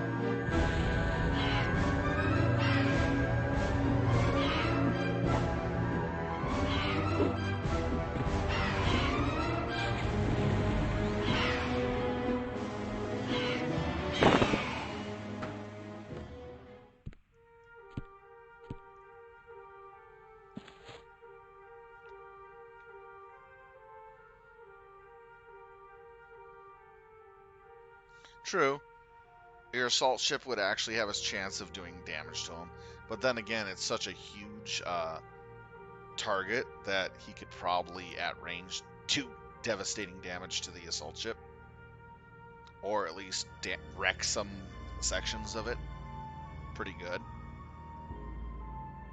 The assault mech being a bit more nimbler than the dropship sitting stationary, would probably have a chance with a massive laser configuration.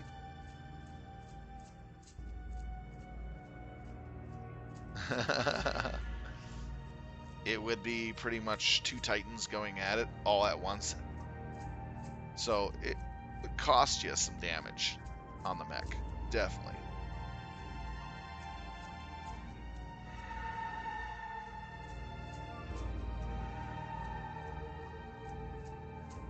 Yeah, you may be, but still you're going up against a incredibly powerful tyrant that is not only incredibly smart, manipulative, and capable of great foresight.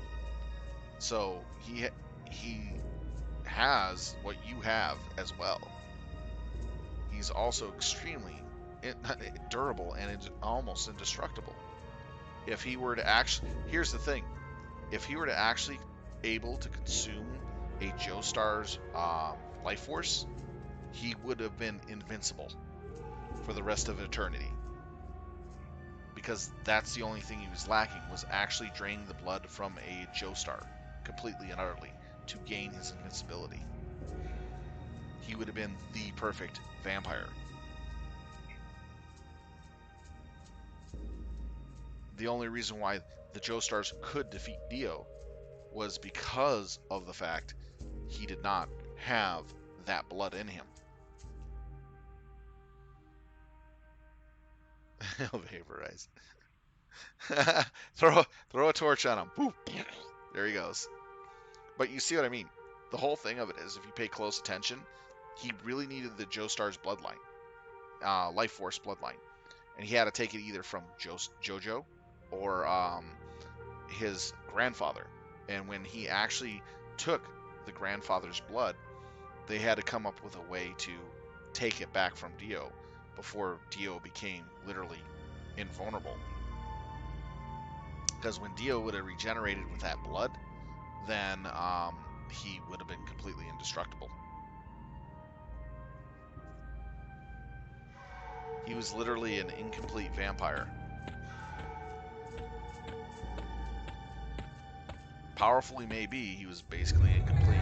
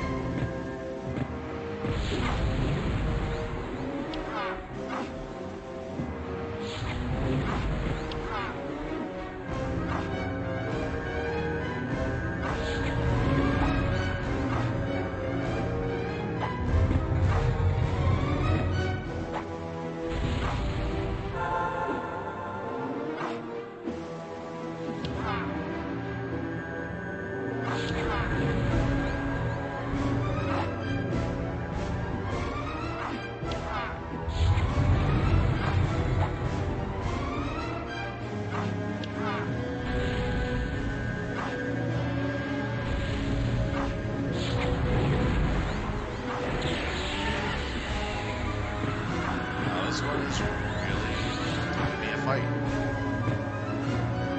Oh, 62. 100. Yeah, we got a couple kills left in me.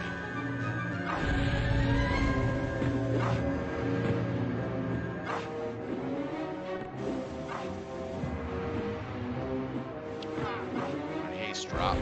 It's not good.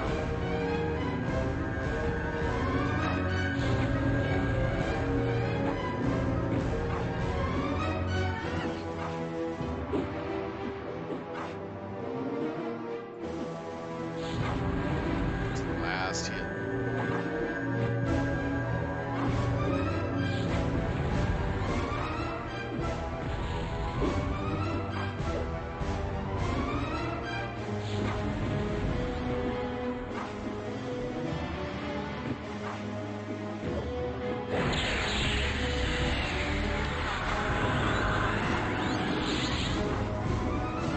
Didn't you, Jack? Oh boy. That's gonna die.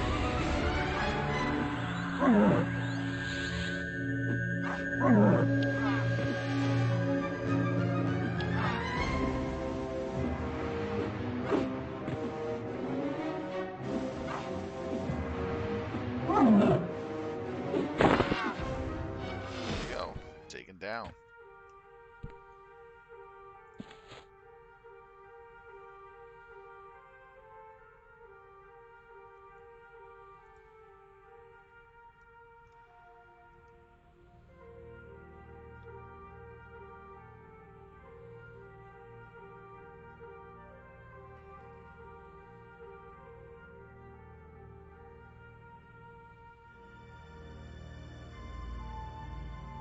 Eh.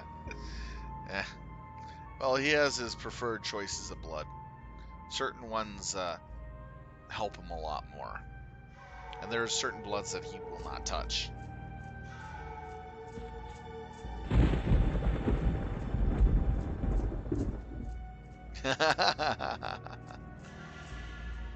He couldn't defeat you utterly, but he would cause damage, and you would probably force him to retreat. So I think it would honestly be a mutual exchange between the two of you. Again, like two titans just going at it for a while. And then realizing, well, this might not be good, so let's just break off for now. But heavily damaged on both sides.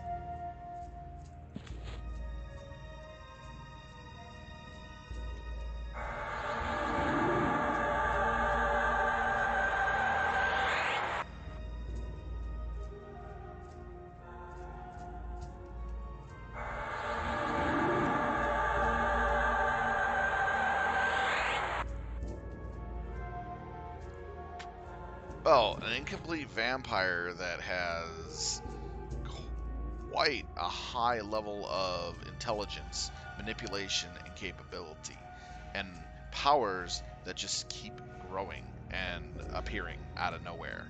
Kind of like out of his ass most of the time. Given an unbeatable mech warrior, yes, you have the skills and talents and firepower to do what you do very successfully. It's an even exchange on both sides.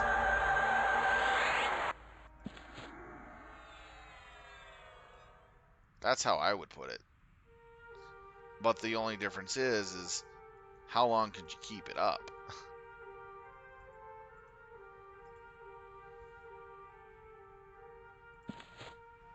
I better buff myself.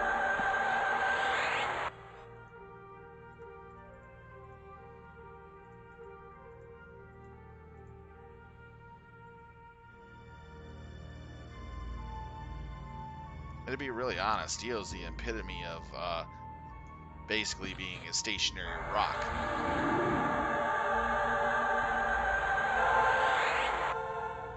His resilience is insane.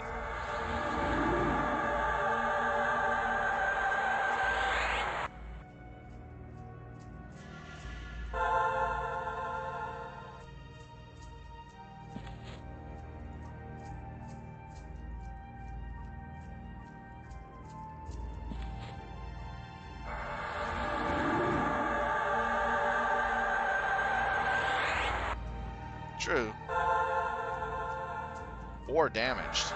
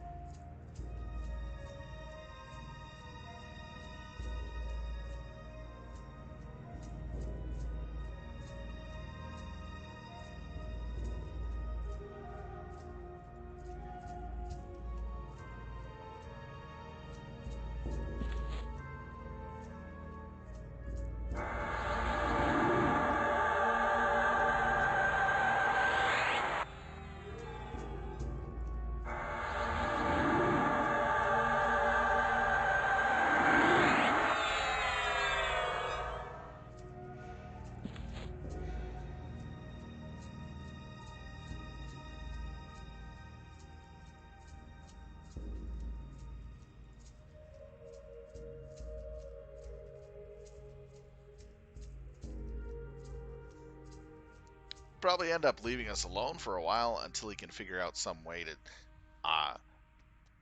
do more damage to us or something like that, you know? Some way to get the better odds, which he will definitely try to find.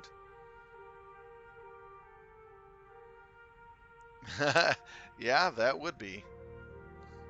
But again, you would have to have some really specialized equipment to do that.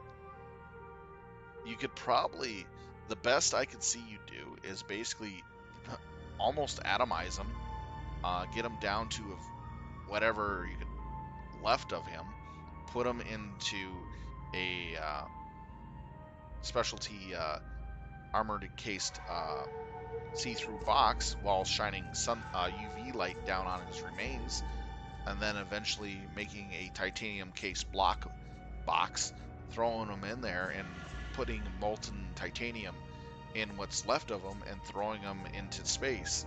That would finish him. He wouldn't even be able to regenerate, because there would be no room for him to regenerate in that type of stuff. I think that's the way that you would win. Definitely.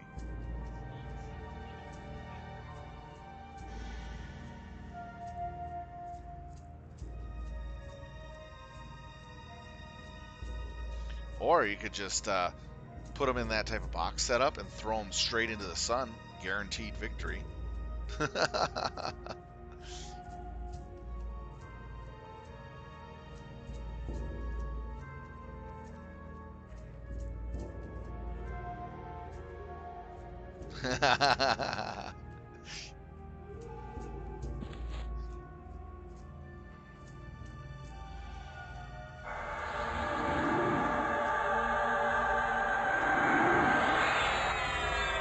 probably see your badassery and raise it another step.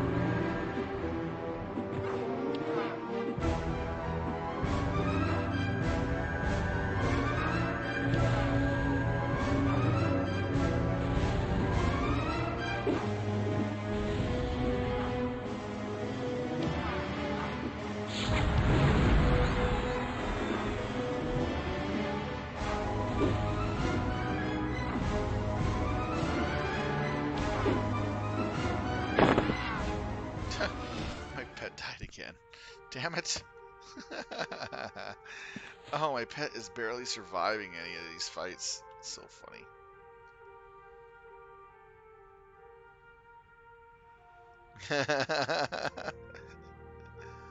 Well, again, you'd have to find a way to dispose of Dio after you knocked him down.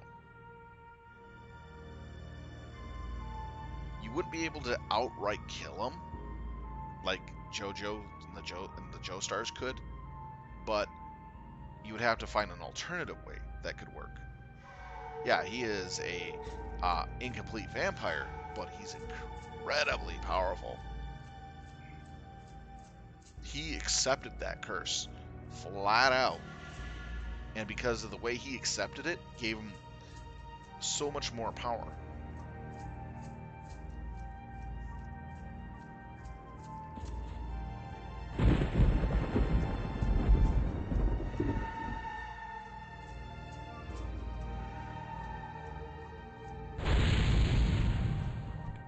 Oh yeah, he would have to have his time stop stand in order to give you a hard time. That's why I'm saying I'm considering him having his, best of his abilities and all that. And with how tough mechs are, yeah, he'd have fun tearing that thing apart. But it would be a tough time for him.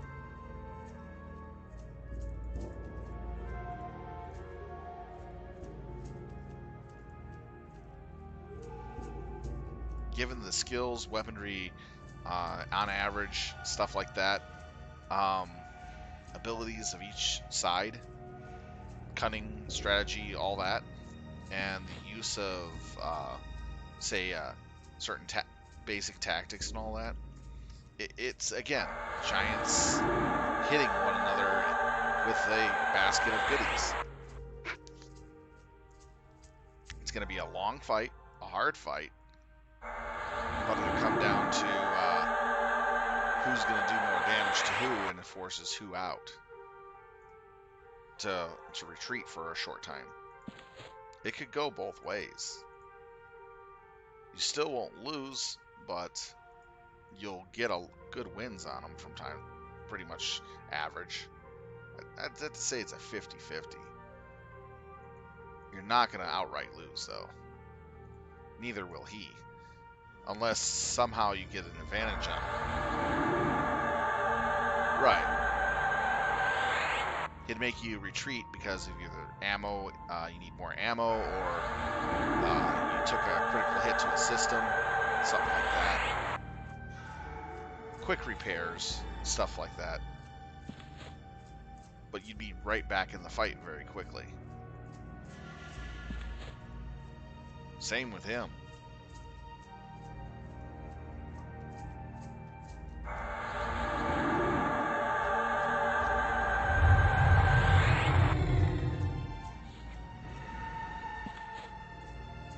So I'd have to say it would be a 50-50 between the two until someone found a way to get the advantage on the other.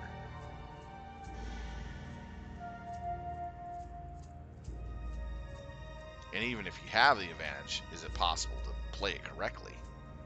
That's the other story.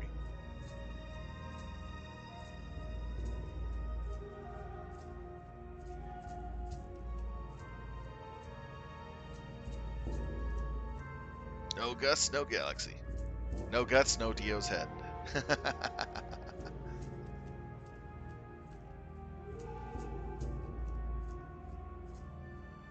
But you see where I'm getting at. It's really hard because of how well you played your BattleTech games and how good you are. It's really, really, really hard to say who has the actual upper hand. Because Dio has skills and abilities that would counter a lot of your stuff. You have stuff that actually counter a good amount of his stuff. So it just comes down to basically slobber knocker fights. One side will retreat temporarily while the other stands its ground. Vice versa. Tactical retreats to come back fighting even harder. no one actually losing, just only, you know, temporary fallbacks to get back in the fight.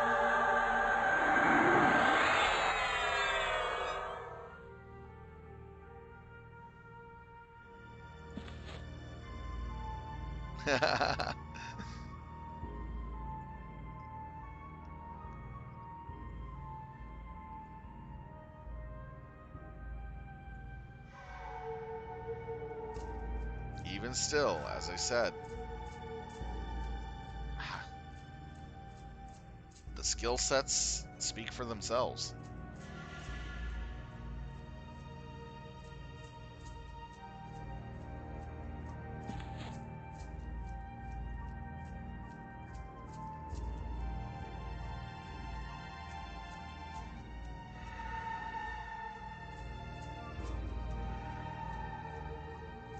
Well, you can't kill something that can't be killed. Remember that. You might do some severe damage. I mean, absolutely severe damage with that ability. But he'd still get up and go and run away to regenerate. You can't outright kill Dio.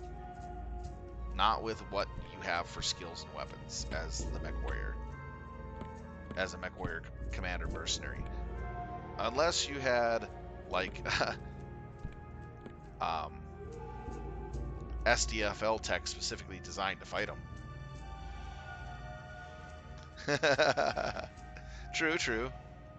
Oh, just for you, those that are tuning in and wondering what the heck we're talking about, we're comparing MechWarrior's track record and skills as an unbeatable MechWarrior commander on the tabletop games with his fleets and battle mechs and all that. Comparing it, going up against Dio from JoJo Star's Adventure, talking about skills, abilities, and all the fun stuff that make Dio such a badass, and as well as MechWarrior in his commander role. So we're just getting down to the nitty gritty of things, you know.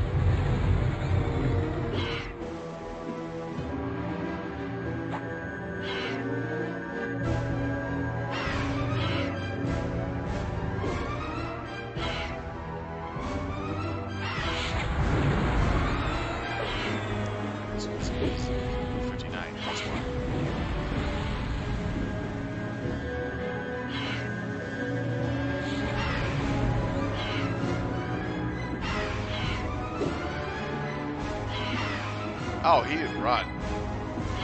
Getting hit with that, with the MechWarrior Ace Kick ability, yeah, that definitely make him run, and definitely need to recover.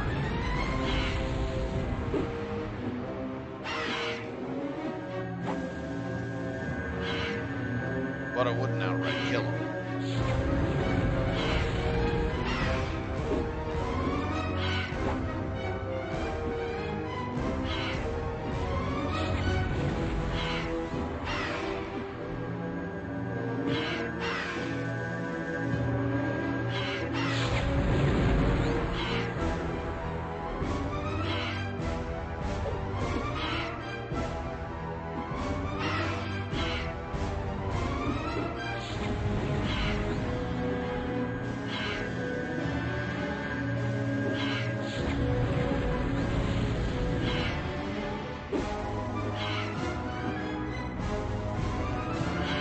I'd have to say Platinum Star. JoJo Star stand. Jotaro's stand itself. I think that would be the only stand out of the entire series that would give you trouble. A lot of trouble. There is others, but that would be the most dangerous. in my the opinion. most recent series, Hmm. there was two stands that literally led to counters to each other. Hmm. One could actually hurt the co-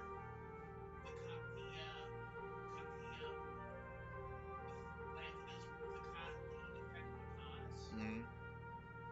No, no, it removed the cause effect, so that he could actually. It was like some sort of weird version of a time rewind, Hmm. where pretty much he could keep going until he get the results he wanted. Ah. The other guy could keep people by undoing damage. Hmm. And when these two finally face off, Yeah. Ultimate has had probably one of the best freaking fights ever. Yeah.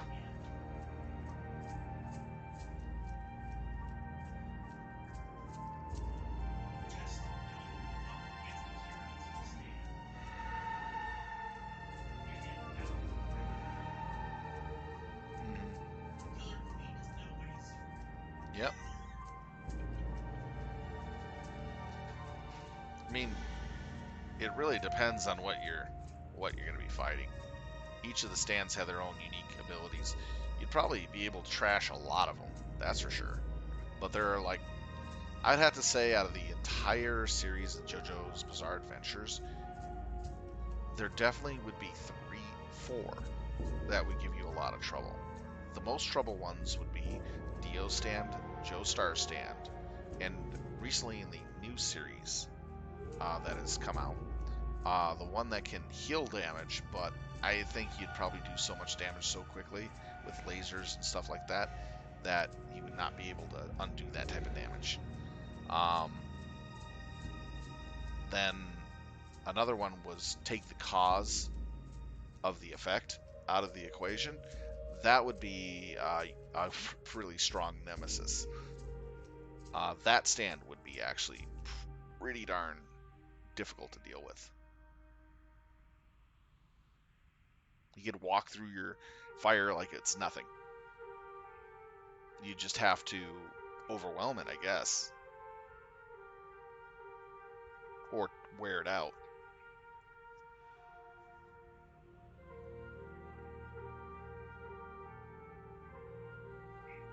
Well, if you target the stand user, yeah, they wouldn't. They're all human. They wouldn't be able to handle it. Basically, that would be end game for them completely and utterly. Jotaro, on the other hand, would probably be able to survive your phase 4 because of his stand, capable of protecting him. Again, that stand is capable of time stopping.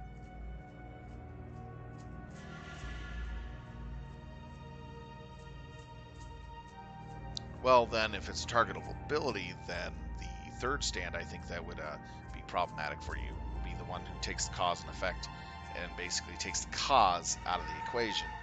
Would actually turn your MechWarrior Ace ability into you get tired out, but you don't get any effect.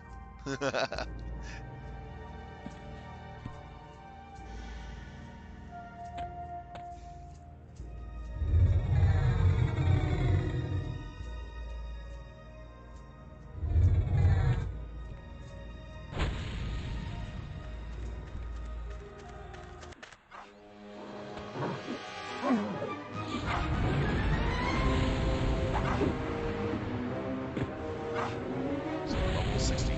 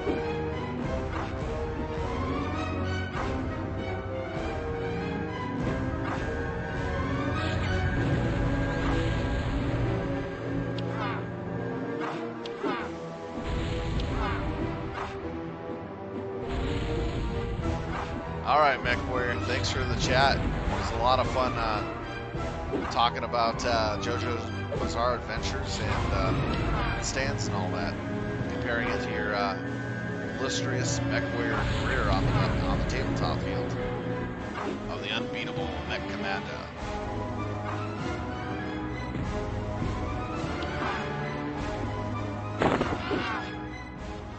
I honestly had a lot of fun talking about it. You take care, man. Have a good night. Take care of those bandages.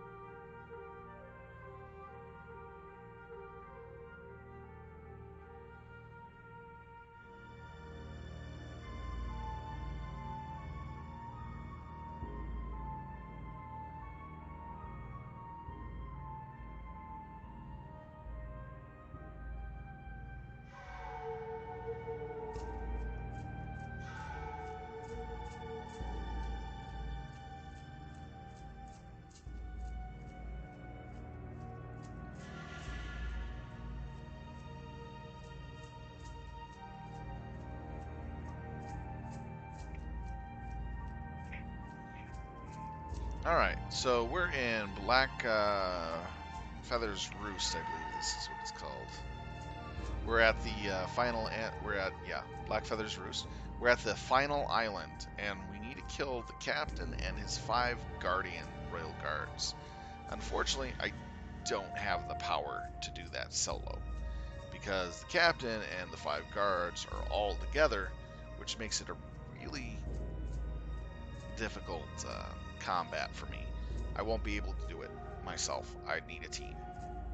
So until there are people in the zone to try this, I have to just sit here and grind these guys, which is equivalently equal to my level, which is actually pretty nice, in all honesty, which I'm getting mega experience just by killing that zone line, technically. The reason why I'm saying that zone line is that's a teleport pad.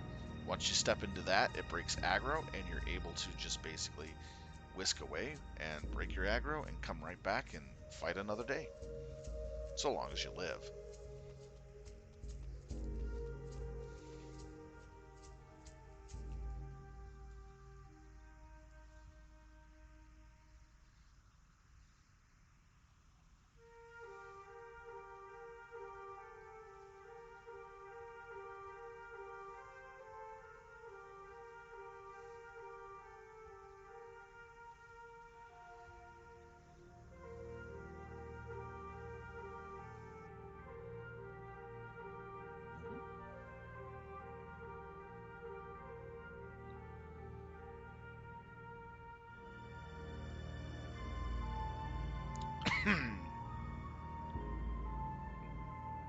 Alright, time to do some killing. That is a nice strong griffin over there. Level 59. Alright, got the effect on him.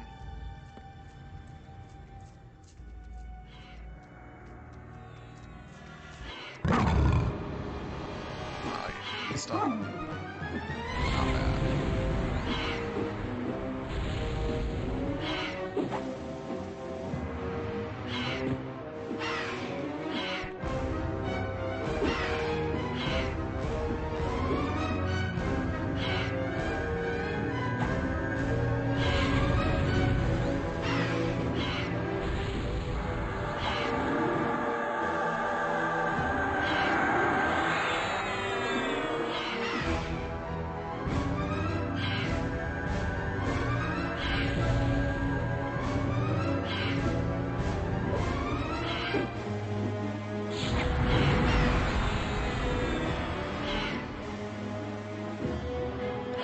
Reason why I'm using dots are because it's actually more efficient for me to use them.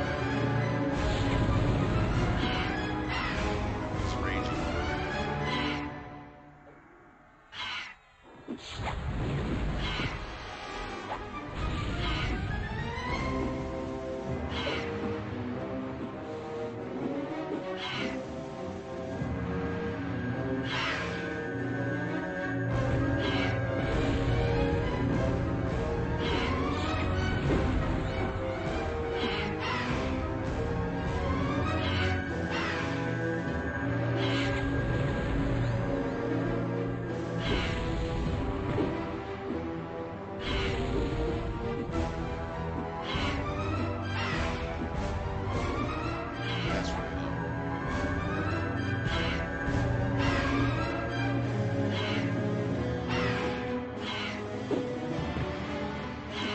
at 2%, he can potentially take out my water. Alright, what I'm going to do is put the water right here. So attacks from behind. It'll tell me the closest targets. Oh yeah, thinks that's target.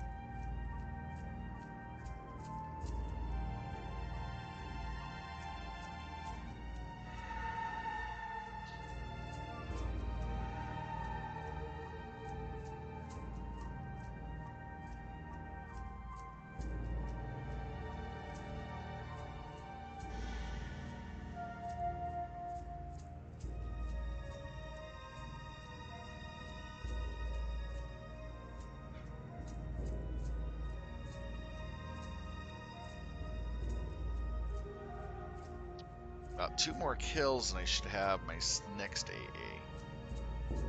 Let's see.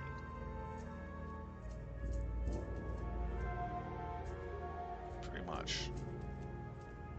Then I'll be getting 5% extra on reinforcement of all friendly spells.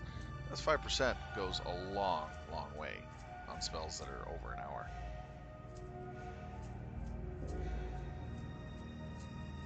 Gotten a pretty good fair number of skills too.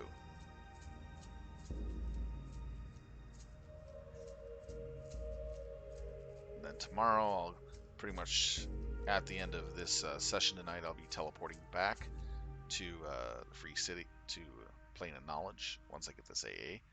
And getting the quest tomorrow to come back here and kill these black feathers again. So this way, I can keep getting really good experience for each and every day, since I know where the black feathers are.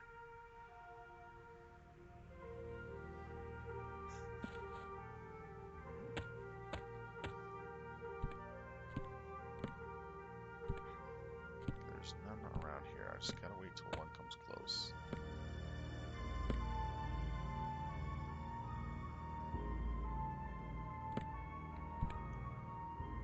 And I better get a null magic though.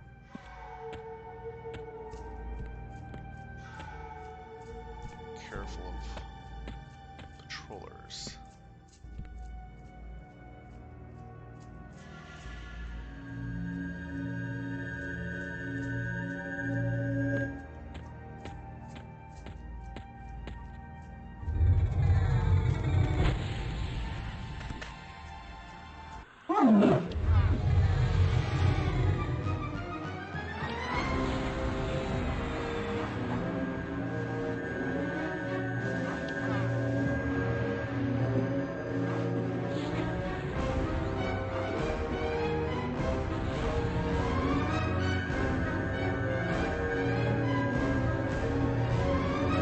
Wow, she hit it really hard when I got that heal on.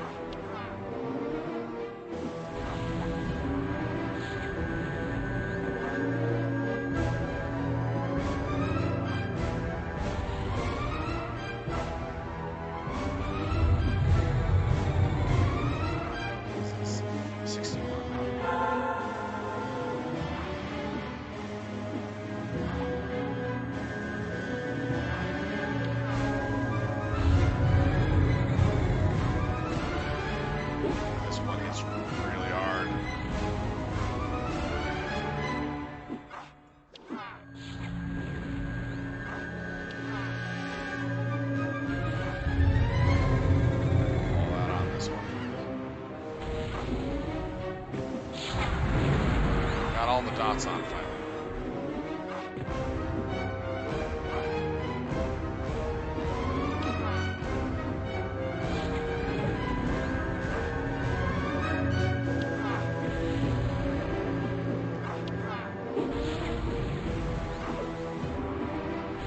Damn, I wish it would stop hitting so hard.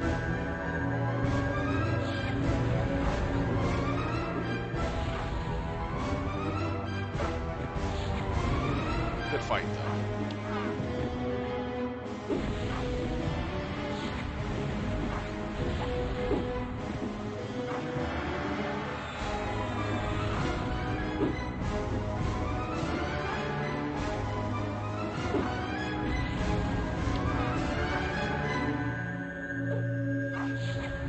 Heal's gonna be more important.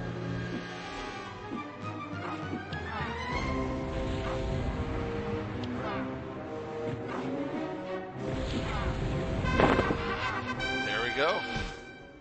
We got it. We got it good. All right, let's see here. Alt Advance. We're going to buy that Spellcasting Reinforcement. We're going to pretty much buy everything here. This is my goal, is to get all the loot and abilities, practically. All right, so we're done with this area for now. We'll go ahead and head back to the Plane of Knowledge. We're going to have to run through Kitty City. So we're going to use our Origin spell. Get the hell out of here.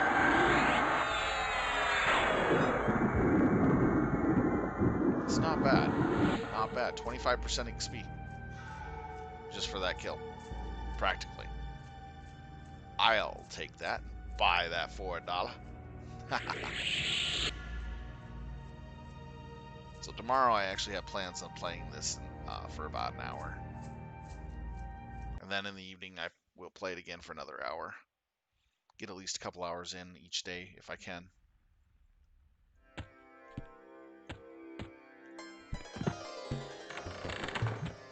Really excited to get my AAs up as high as I have.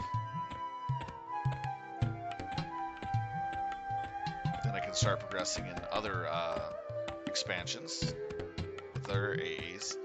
I'm looking forward to the point where I can actually transform into the white werewolf. That's gonna be funny. Hey kitty, why are you a werewolf? But the buffs that it gives is insanely sick. So yeah, they're hands down really nice.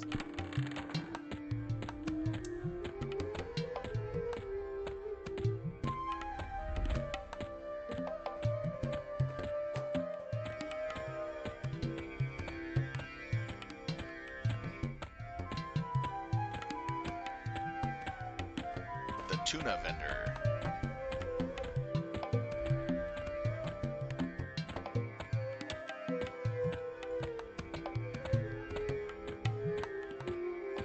Yeah, definitely not going to be able to do this Black Horse quest. Not without at least a healer, a tank, and a enchanter, minimal, with myself.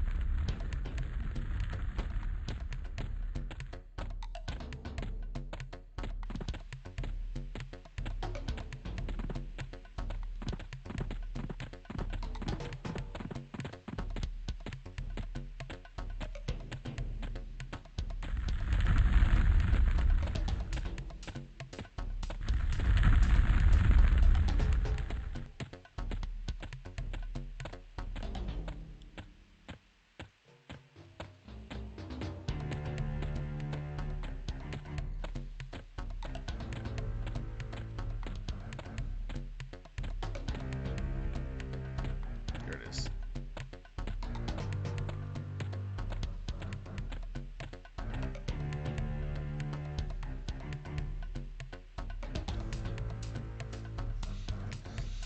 I like the fact that my Kitty City port is so close to a book. It's easy to get to.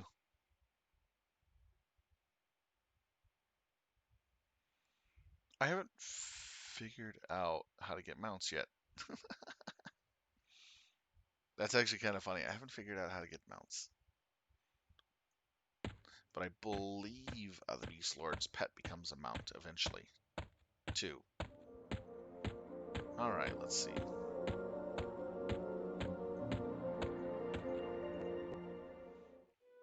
Let's sell some stuff here.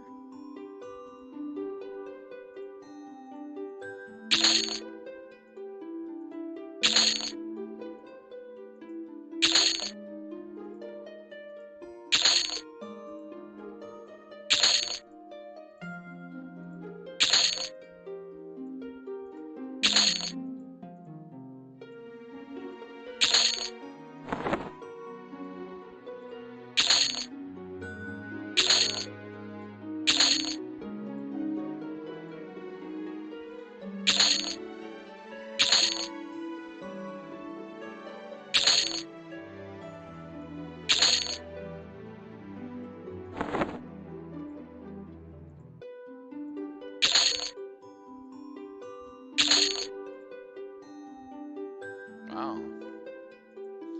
Those feathers are really worth it.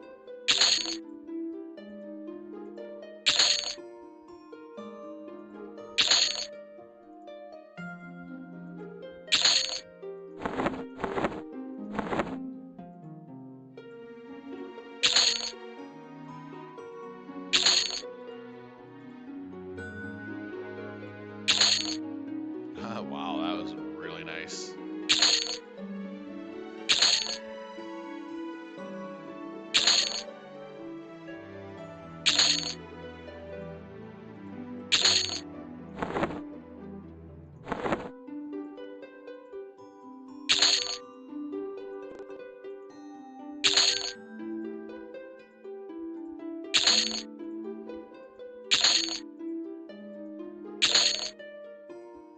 Actually might be able to buy something to upgrade.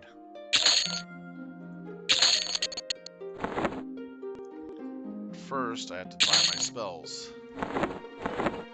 Alright, let's go get those spells.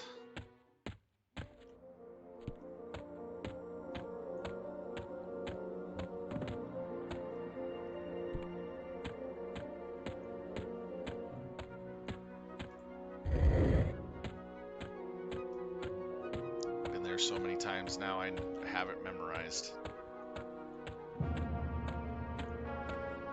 I really like Plane of Knowledge. It's really nice. Having everything at your disposal, practically up to 70, just makes it so much easier getting your spells and abilities that you need to get.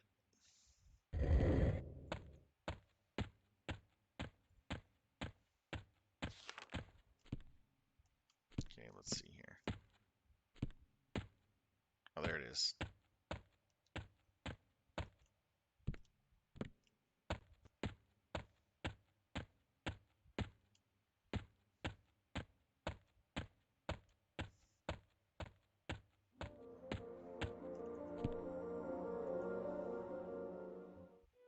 Okay, so let's see, 63.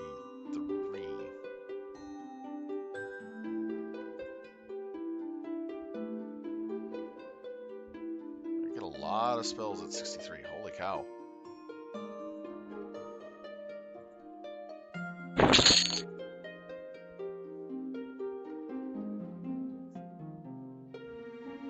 Okay, so that's the new one.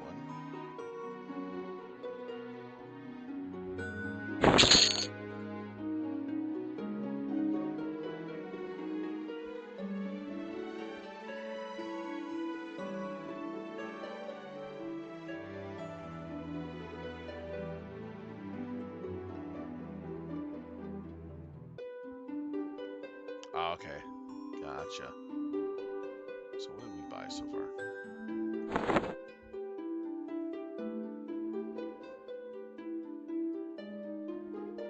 So that's the proc. This is the haste ability.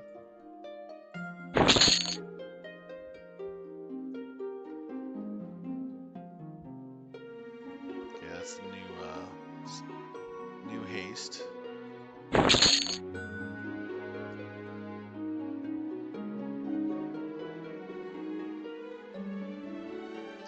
Nice group buff, nice. Yay, my first not even decent spell. It's when I hit 70s when I start seeing the decent ones. Spiritual Dominion. Ah, that's my upgrade from Spiritual Purity. Nice. It's on 64. So we'll buy it up to 64 every 2 levels. Protection. Absorption ability. Ah, regrowth.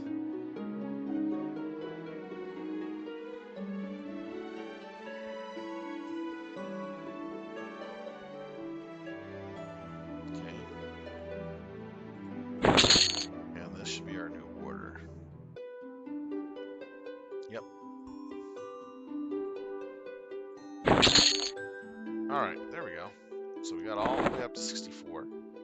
We'll eventually get there. We're just not going to get there that fast.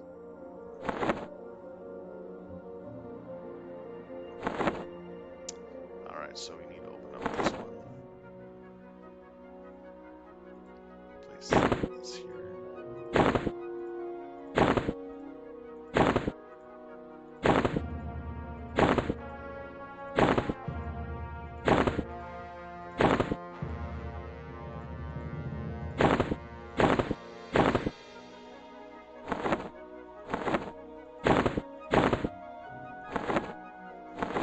Alright, now let's hit up the bank.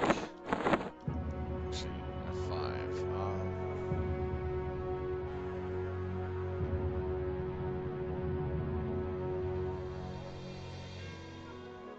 I want to check the tomes real quick.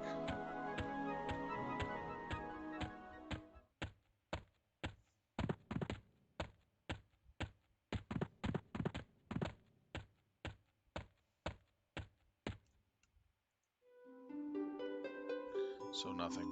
Alright.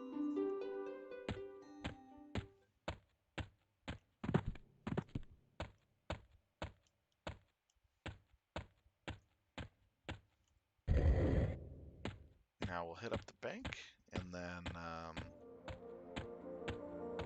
see what we do from there. Welcome, viewers. It's about 10 o'clock, so we'll be cutting the stream down here in a few minutes. I'm just getting in position for when I log back on tomorrow morning to play. Alright, so let's go ahead and start talking about what's going on for the next couple days. For tomorrow evening, we're going to be playing Battletech. That'll be at 7 o'clock, goes to around 10, maybe 11, depending on how I'm feeling. For Thursday, we're going to be doing our Thursday's Mech Warrior Online, starting at 7. It'll probably go to around 10 or 11, really depending on how I'm feeling. It's going to be some really hot days, so it's like, yeah, it's going to be rough for me playing for the next couple days. But other than that, for Friday, we have MWO again at 7 o'clock till possibly 2 a.m., but we usually go to around 11 or 10 is the time for that. Saturday will be EverQuest at 12 noon Central Time to 3 o'clock. Then we pick up with Mech Warrior Online starting at 6 o'clock. So it gives me time to, get something to eat and do stuff. And then we're going to be doing that again on Sunday as well for the same time frame. I want to thank everybody for watching us playing some EverQuest this evening. It's been a lot of fun entertaining you as Sylph Talent. If you got any comments, questions, or anything like that, feel free to go to www.twitch.tv on www.twitch.tv/SylphTalent and message me directly and let me know what you think, or if you have any other suggestions. I am looking at Cyberpunk 2077 and Iron Harvest 1920 as new games to add to my playlist when they come out. So just give me a heads up about that. If you want to see what other games I streamed this week, please go on down, look at my schedule under the chat, or if you're currently viewing, scroll down a bit and you'll see there's a stream schedule right there for you to see. It's all pretty much set in stone. If you have, and I hope you enjoy. Thank you for watching. Have a good night. Be safe, be well, and I'll see you tomorrow. Sil Talon out.